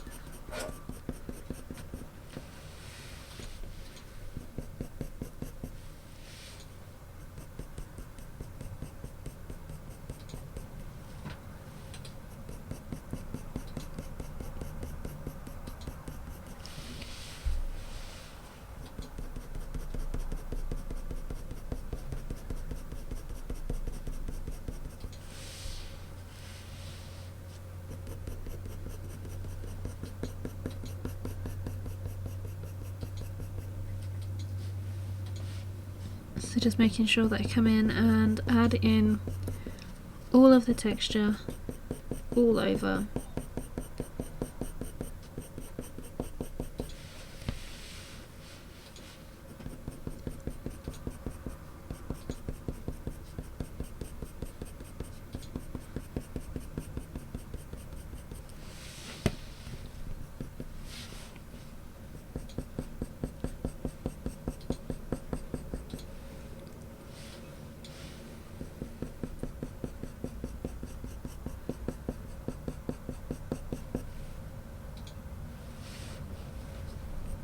So as we come around to the left hand side, we want to make sure that we increase the pressure even more on the pencil. I'm actually going to switch to using the dark sepia around here and just adding in a few of these little details in.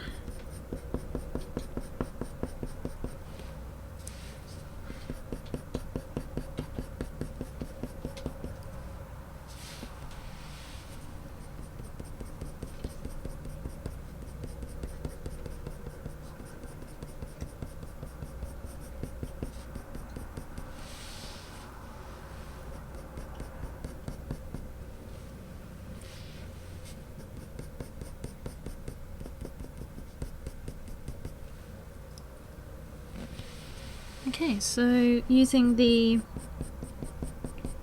dark sepia, I'm just going to use this to come into the edges a little bit more. Just make one or two of these areas a little bit more crisp. Darken up a few bits as well, just by coming in and adding in some shading. Going to also add in a few little whiter details through this bit like we did on that left hand side, so just coming through and just making some little white lines here through here. So if you don't have a white that is nice and opaque that can go over the top like this one, make sure that you use a craft blade or something like that that you can etch out those details with. And make sure that you follow how these little feathers curve around the chest, so they're not coming straight over, they're kind of curving up and round up towards the top here. So you want to make sure that you follow that curvature.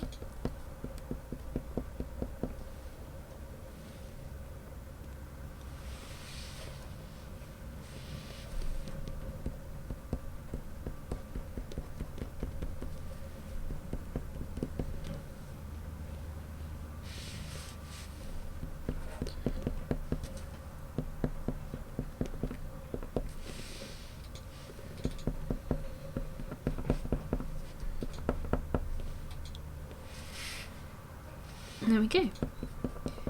So now we've done all of the feathers, we can tackle the beak of this penguin. So the hardest part is going to be adding in that kind of rough texture back here. The easier parts are going to be adding in the smooth areas of the beak, so the tip of the beak. It's going to be at the base here where it meets the face that's going to be a little bit more difficult. So we need to finish off the last part of this penguin. We're going to finish off the beak. So first thing we're going to do is add in the darker line coming down the middle, which is going to separate the two areas of the beak. For that we're going to use some of our Payne's Grey first of all. So I'm just going to come right onto the graphite. I'm not worried about getting rid of the graphite for this particular section. And just gently adding in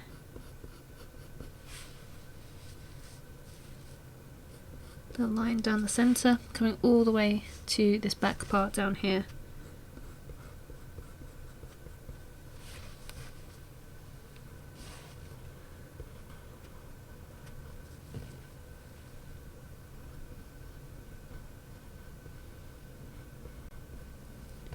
And then just thickening it up by going in with a bit of harder pressure.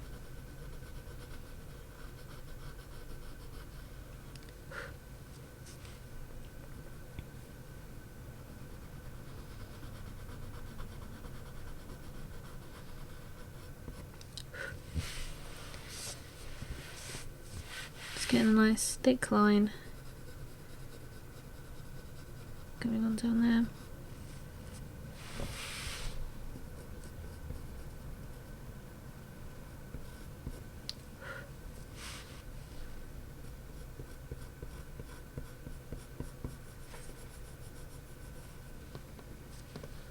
And just adding in a darker area on the tip of the beak as well.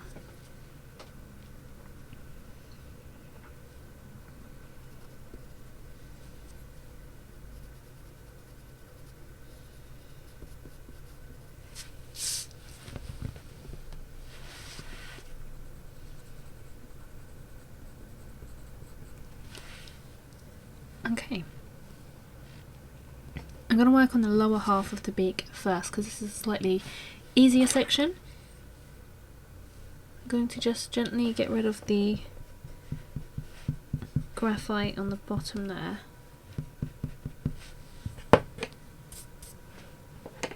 And then on this lower half, right next to this pink section, I'm going to layer some of the ivory because we have some sort of brown orange tones transitioning into some blue tones. So just putting the ivory on the bottom here, and then I'm going to switch to using the warm grey one on the rest of the beak here, so just filling in the whole of the rest of the beak with the warm grey one.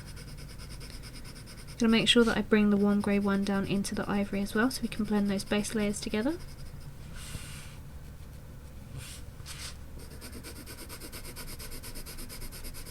And just lightly shading.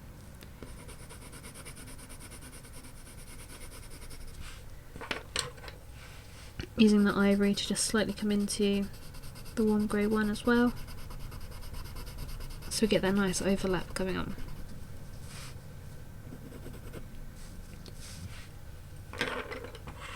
So straight our way down the bottom here, I'm going to use some of the cream. I'm just going to layer that down on top of the ivory so we get a nice base for the orange or the burnt ochre that's going to go on top here.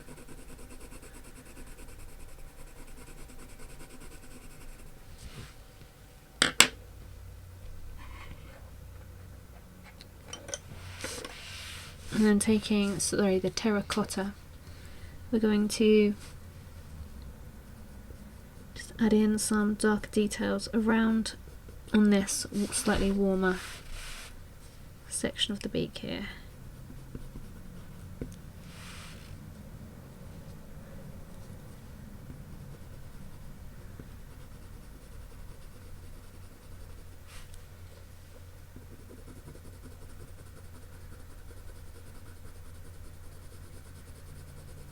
I'm just going to shade lightly with the terracotta over the top of the cream and ivory base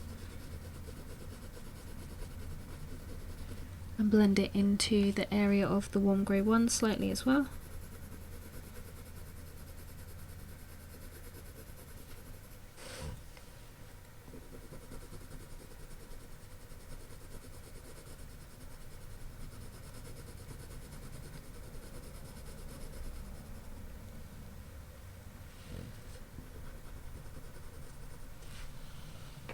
I'm also going to take some raw umber and just start to shade nearer where we've added in the warm grey one with this. I sort of get into a few more of the kind of natural looking browns and tones and everything, so just going to shade some of that down.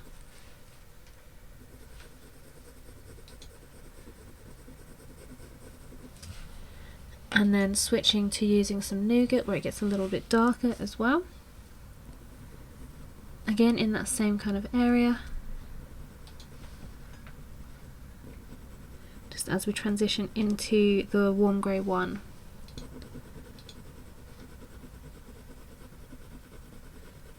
I'm following the direction of the beak when I'm doing the shading as well, so the beak kind of has a little bit of like a grain texture, so just making sure that I follow that grain, following the beak as it comes up this way. And that's how I'm shading with this pencil.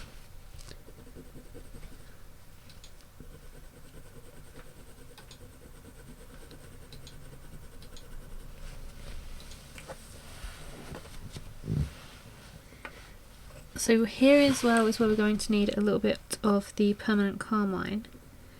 So I'm just taking the pencil and lightly shading this down over this section right next to the part of the beak, and also onto the very edge of where the beak meets the pink flesh. And I'm just adding in a few lines of this as well through the beak and around where it attaches to the skin.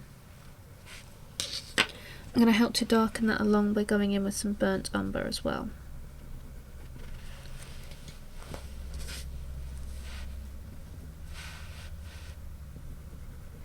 So I'm also just coming into where the part of the beak is and just shading it a little bit to help to blend all of that in, so you don't just have this line of dark and then you've got the light area of the beak. You need to make sure that you add a little bit of shading so it looks a little bit more three-dimensional.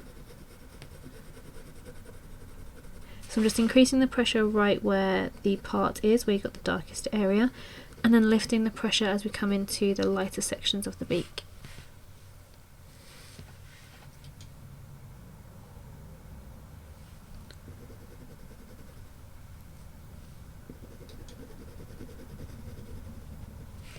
I'm going to add in some dark indigo around there as well, so there's blue tones.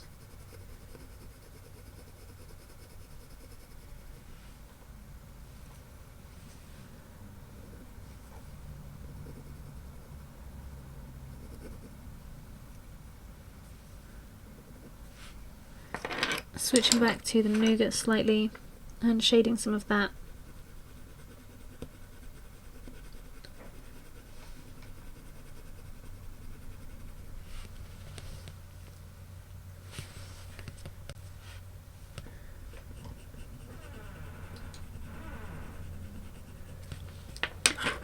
And just going over with the permanent carmine as well for that pink tone.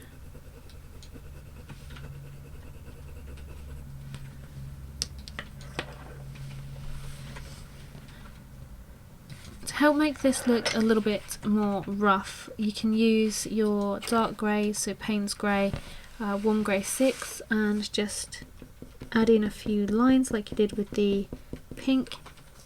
Add in a few little circular motions as well, so kind of making it look like it's sort of cracked and exposed a little bit.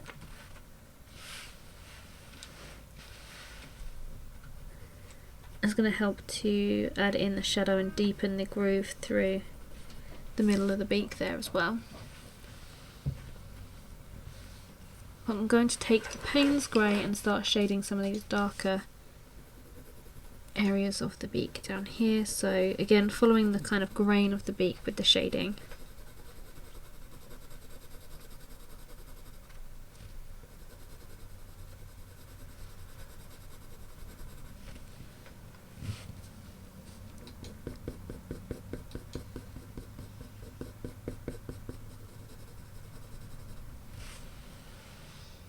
I'm also going to use the dark indigo to help darken that, and it's going to just add that nice blue tone that we've got going through the beak as well.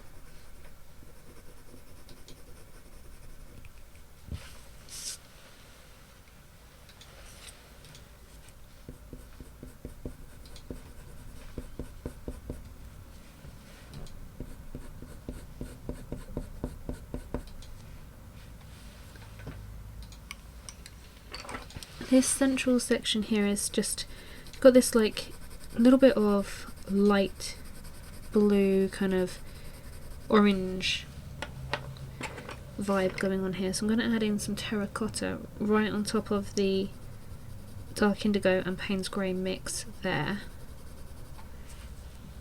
and then it transitions into a very soft kind of subtle blue. So I'm just going to use the dark sepia, shade it down lightly, and then blend with the white pencil.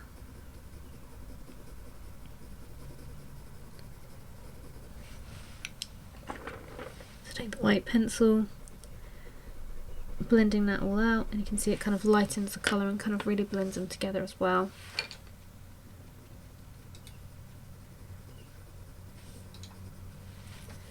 Let's go over a little bit more and just saturate those colours up a little bit, and then blend again.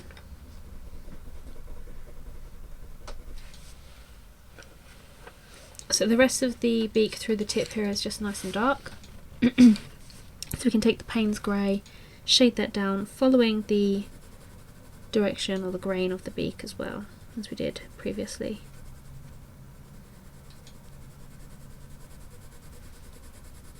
So just lightly at first so we get a nice base going.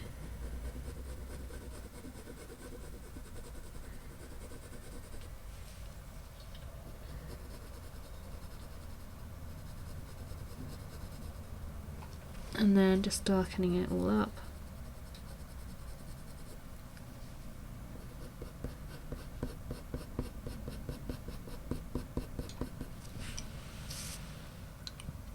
And add in a little bit of the dark indigo where we have the light shining on the side of the beak here. So the beak kind of curves underneath, so this underneath part here on the very bottom is going to be shaded a little bit darker. I'm going to use some dark sepia to help to shade that bit even darker. Just take the tone down a little bit. And I'm also going to use the warm grey one just to blend all of this. I'm just increasing the pressure on this pencil to try and eliminate the grain of the paper through there, and then we can get a little bit darker going with a second layer of all of those tones. So taking the Payne's grey, shading that down,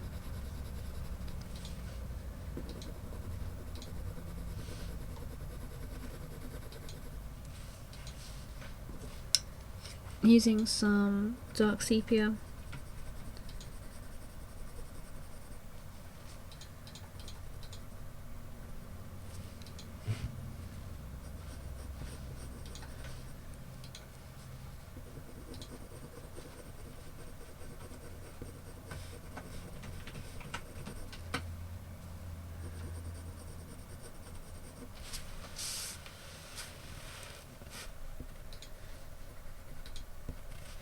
and I'm also going to use the dark sepia through the centre of the beak as well, just really darkening that up.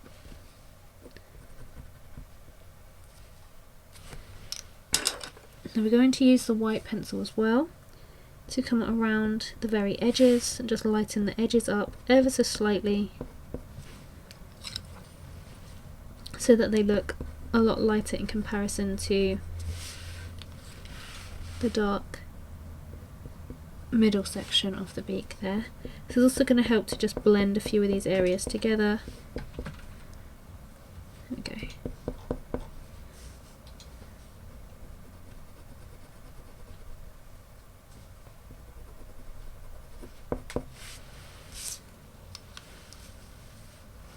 And we can also use the white pencil to add in these little lines and little detail areas on the end of the beak as well, where he looks a little bit as if he's had a little bit of a battle at some point.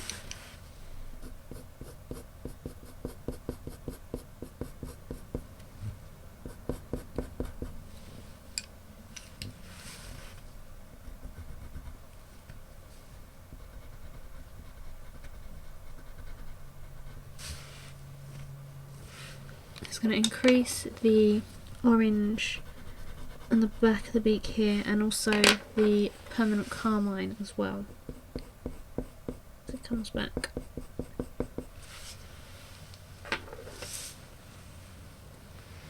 Okay, so then we can do the top half of the beak, which is a bit more textured. We're going to just work on the tip and then this bit just here, and then get into all of this texture in the very centre of this bit here. This bit on the end here, we need to put a base down of some warm grey 1. Just going to get rid of the graphite ever so slightly along the edge.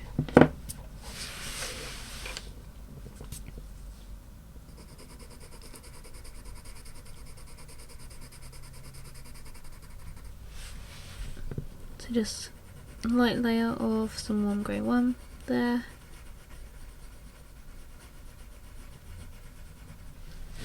And I'm also going to layer the warm grey 1 on the lower section at the back of the beak here as well.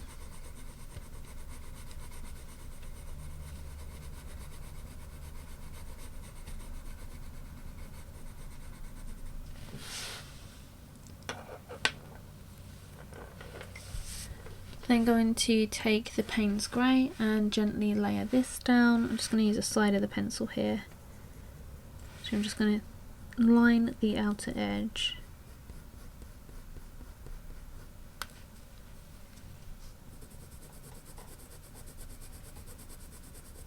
And then just gently shade this. I'm using a little bit more of a circular motion with this.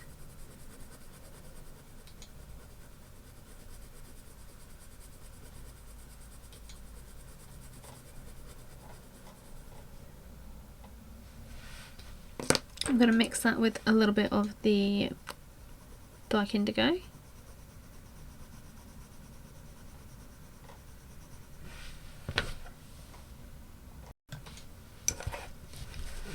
I'm going to go over with some more warm grey 1 to help to blend this together. I'm just going to go slightly darker, slightly heavier with the pressure. In some areas here first, and then we can blend everything together.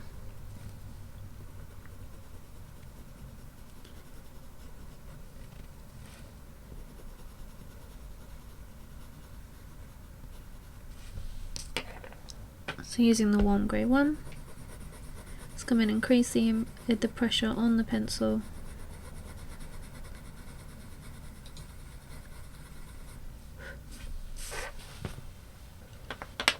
A little bit more of the dark indigo down there, just glazing over the top.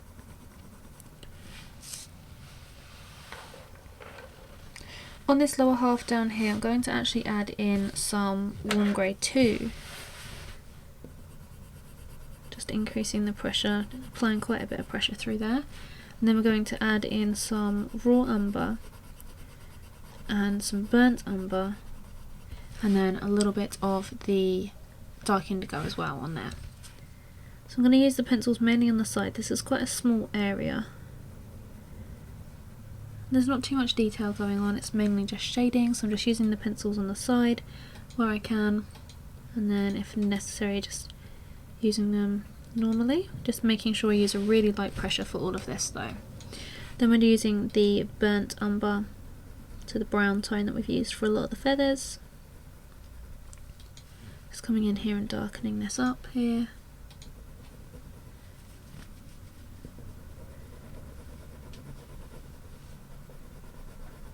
And then switching to using some of the dark indigo. It's coming off of the part of the beak here. And we'll also use some of the Payne's Grey as well.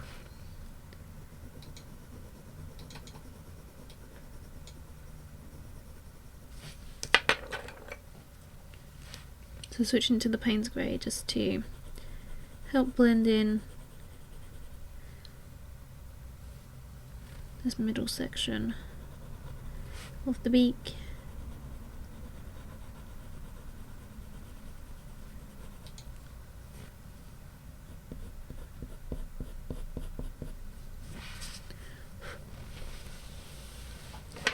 I'm going to use a little bit of ivory down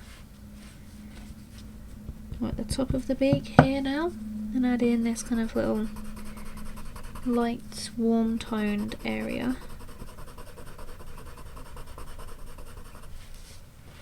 And then adding in a little bit of the terracotta to add in the creases and the kind of little areas of detail on the beak here. So just using the terracotta, just using a light pressure and then just gently blending those out into the surrounding areas. To help blend the darker areas into this lighter area, I'm just going to use the nougat, and I'm also going to use that down where we've had the terracotta as well.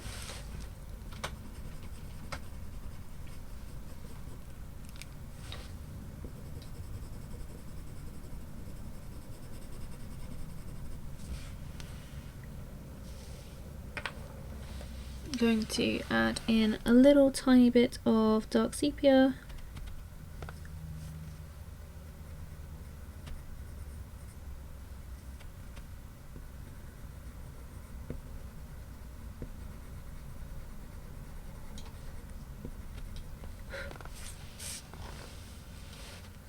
and then we've got all of this kind of cracked sort of ridged area. So we're going to put a base layer down of warm grey one all over. I'm going to work in the direction that these little ridges are going, so they're kind of coming back towards the eye. So I'm just using the side of the pencil and just gently layering this down.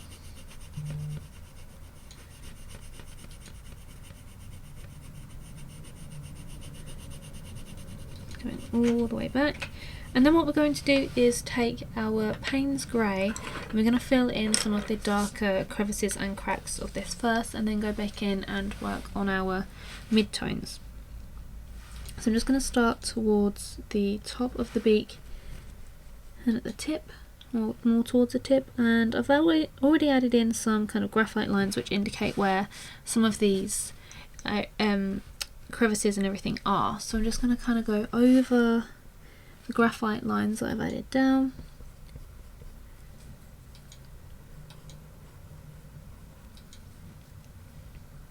Just kind of using the point of the pencil to really get in there, and then we can go back through and shade if we need to tone anything down.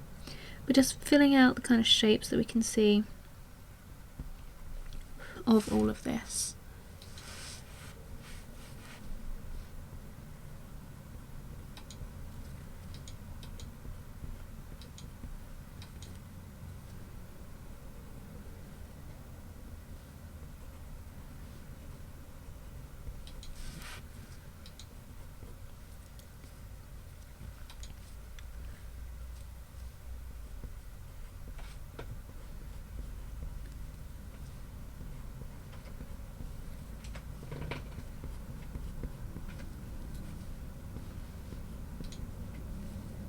So just really coming all the way back, just filling in all of these little crevices.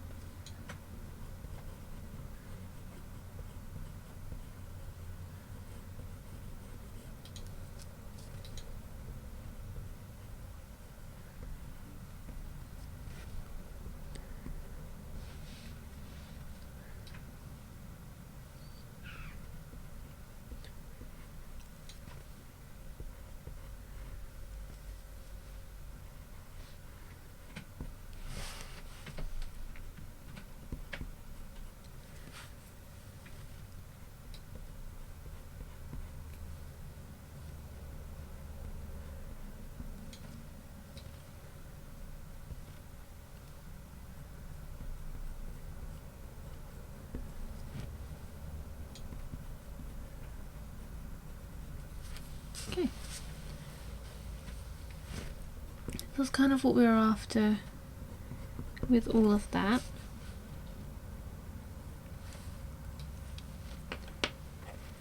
There's just maybe a slight darker section just on the beak here, so just going to add that in as well.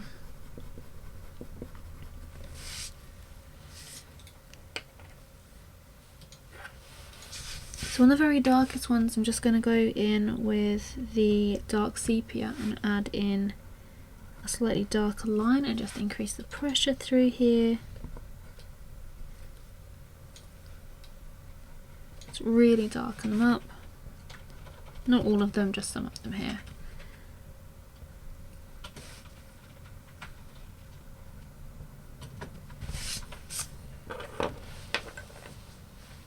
And then we're going to take the warm grey 2 and I'm going to fill this over the entire thing.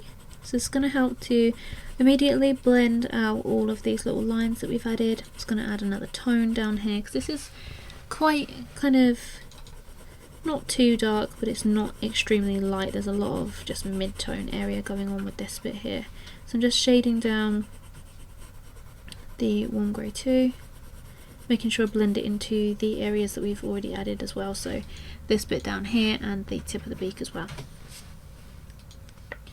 Then we're just going to add in some nougat, so identifying where we've got some more brown patches, which is mainly this section just through here, so the centre, very central section of the beak. I'm just using the nougat pencil on its side, and I'm making sure that I stay away from areas where I can see a lot of light colour coming through as well, so a lot of the lighter tones. I'm just trying to make sure that we work through here and try not to add any to the super light areas, which mainly tend to be like the top of the beak there. So the middle is pretty much safe to add down your nougat tones. Keep away from the edges and anywhere where you can see we've got a little bit of that lighter tone. You can also increase the pressure around some of these little crevices and everything where we do have a little bit of a darker shadow.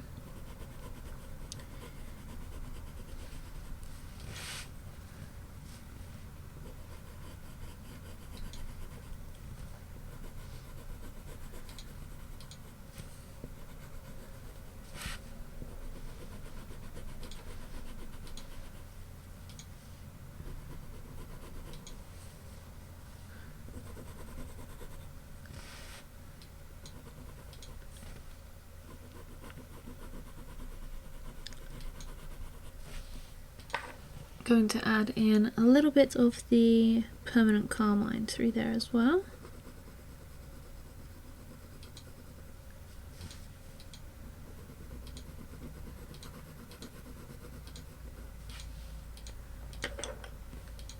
And then using the Payne's Grey, we're just going to start to get darker. So we can darken up some of these crevices as we go. So I'm just going to work from the front of the beak here and just gently work in some of the darker areas of the Payne's Grey.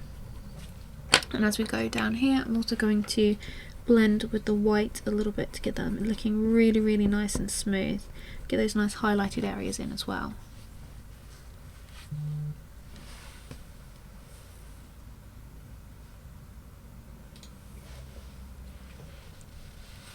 Adding in a few areas of raw umber where we have a little bit more of a concentrated kind of yellowy orange area through the tip of the beak.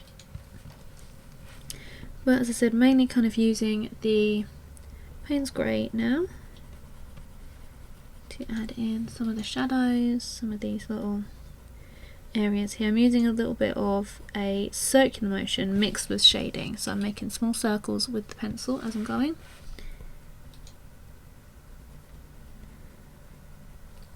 And just making sure that I blend in these crevices I've kind of added in. I'm using some of the burnt umber as we go down here as well. And then just highlighting with the white, going in with a bit of a hard pressure on that white pencil to help blend and lighten. and just working in very small sections, coming back, just assessing and comparing to the reference photo, seeing if there's any values that need hyping up, just checking that everything's sitting okay within the beak there.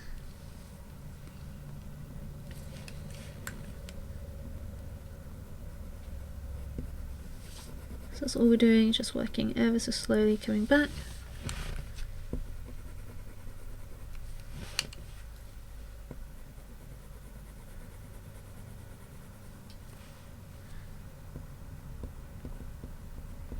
Adding in tiny little lines as well.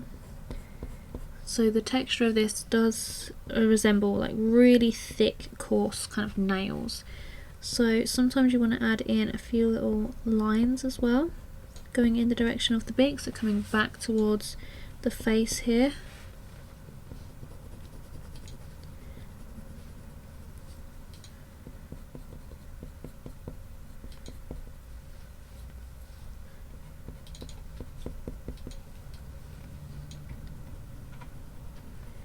Going to add in a little edge around the beak where it attaches to the pink skin as well, just using a little bit of a circular motion to add that in. It's a nice dark, deep, really obvious area there.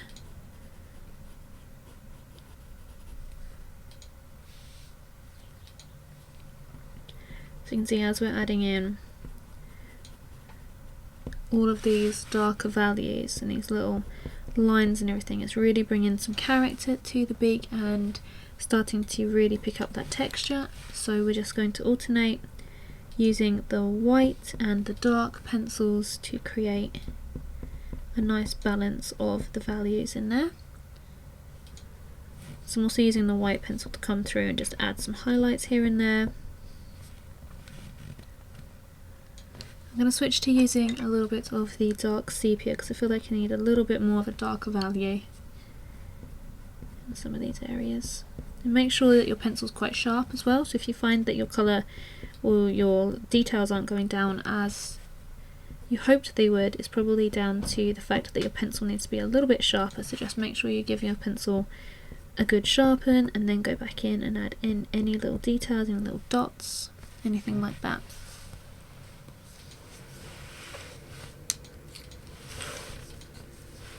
So I'm just going in with the white pencil and just using a light pressure and just really gently lightening some areas.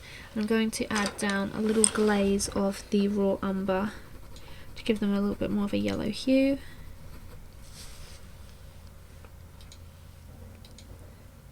Also going to sharpen up my dark sepia so I can get some finer details in there. May even just use a little bit of the light flesh through the beak as well on some of the areas where I've added the white pencil. So with nice sharp dark sepia, I'm just going in, adding in further little details.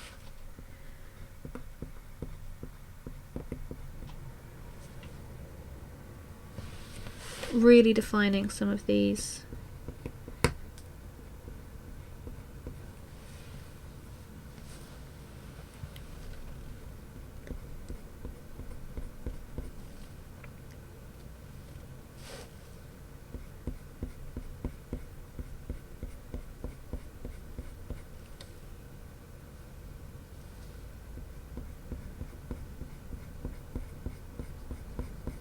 Going to add in a little bit more of the permanent carmine into some of the shadows as well.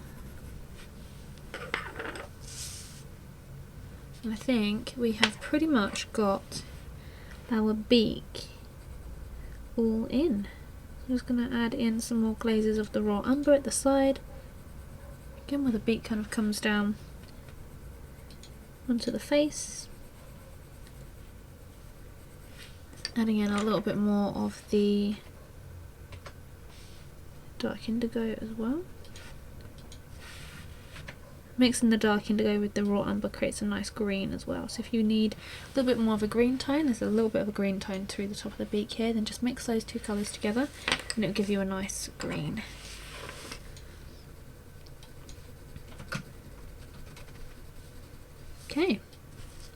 So just a few adjustments here and there is all that's necessary now. So I'm just going to work on blending some of the areas down here a little bit more, using that dark sepia to just come into the bottom of the beak and add in a few little details.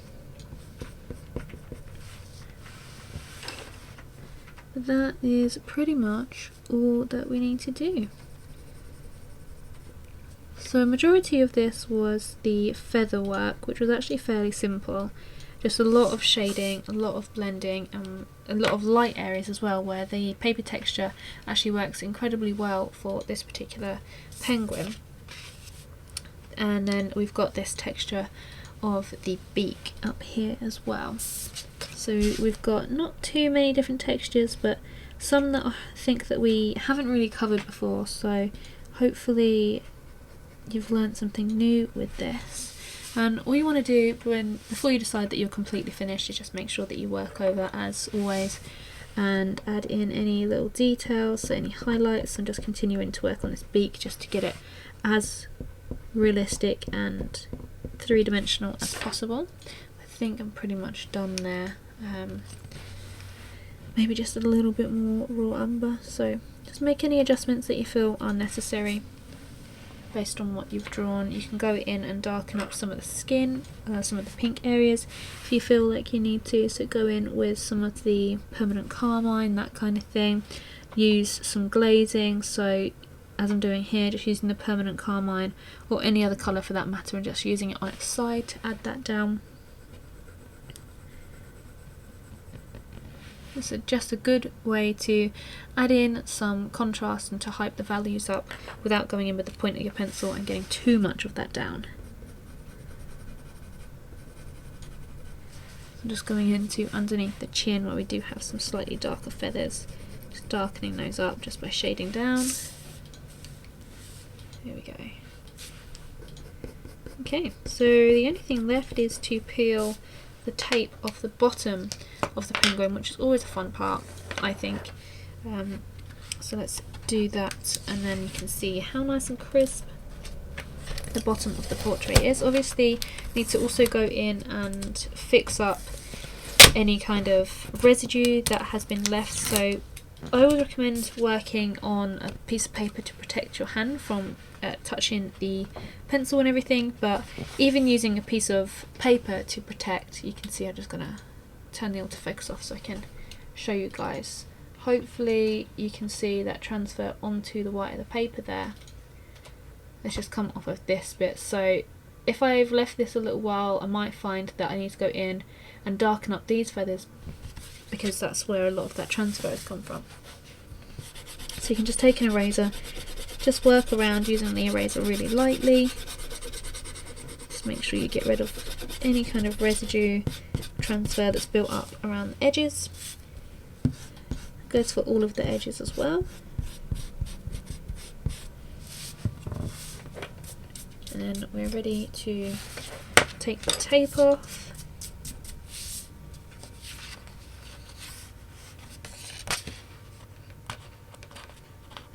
Oh, this one's really stuck on here.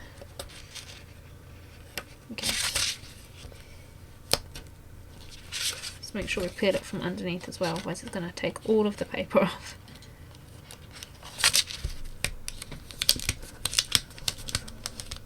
Okay, there we go. That's much better. Right. Oh, it's going to come off in little pieces as well now.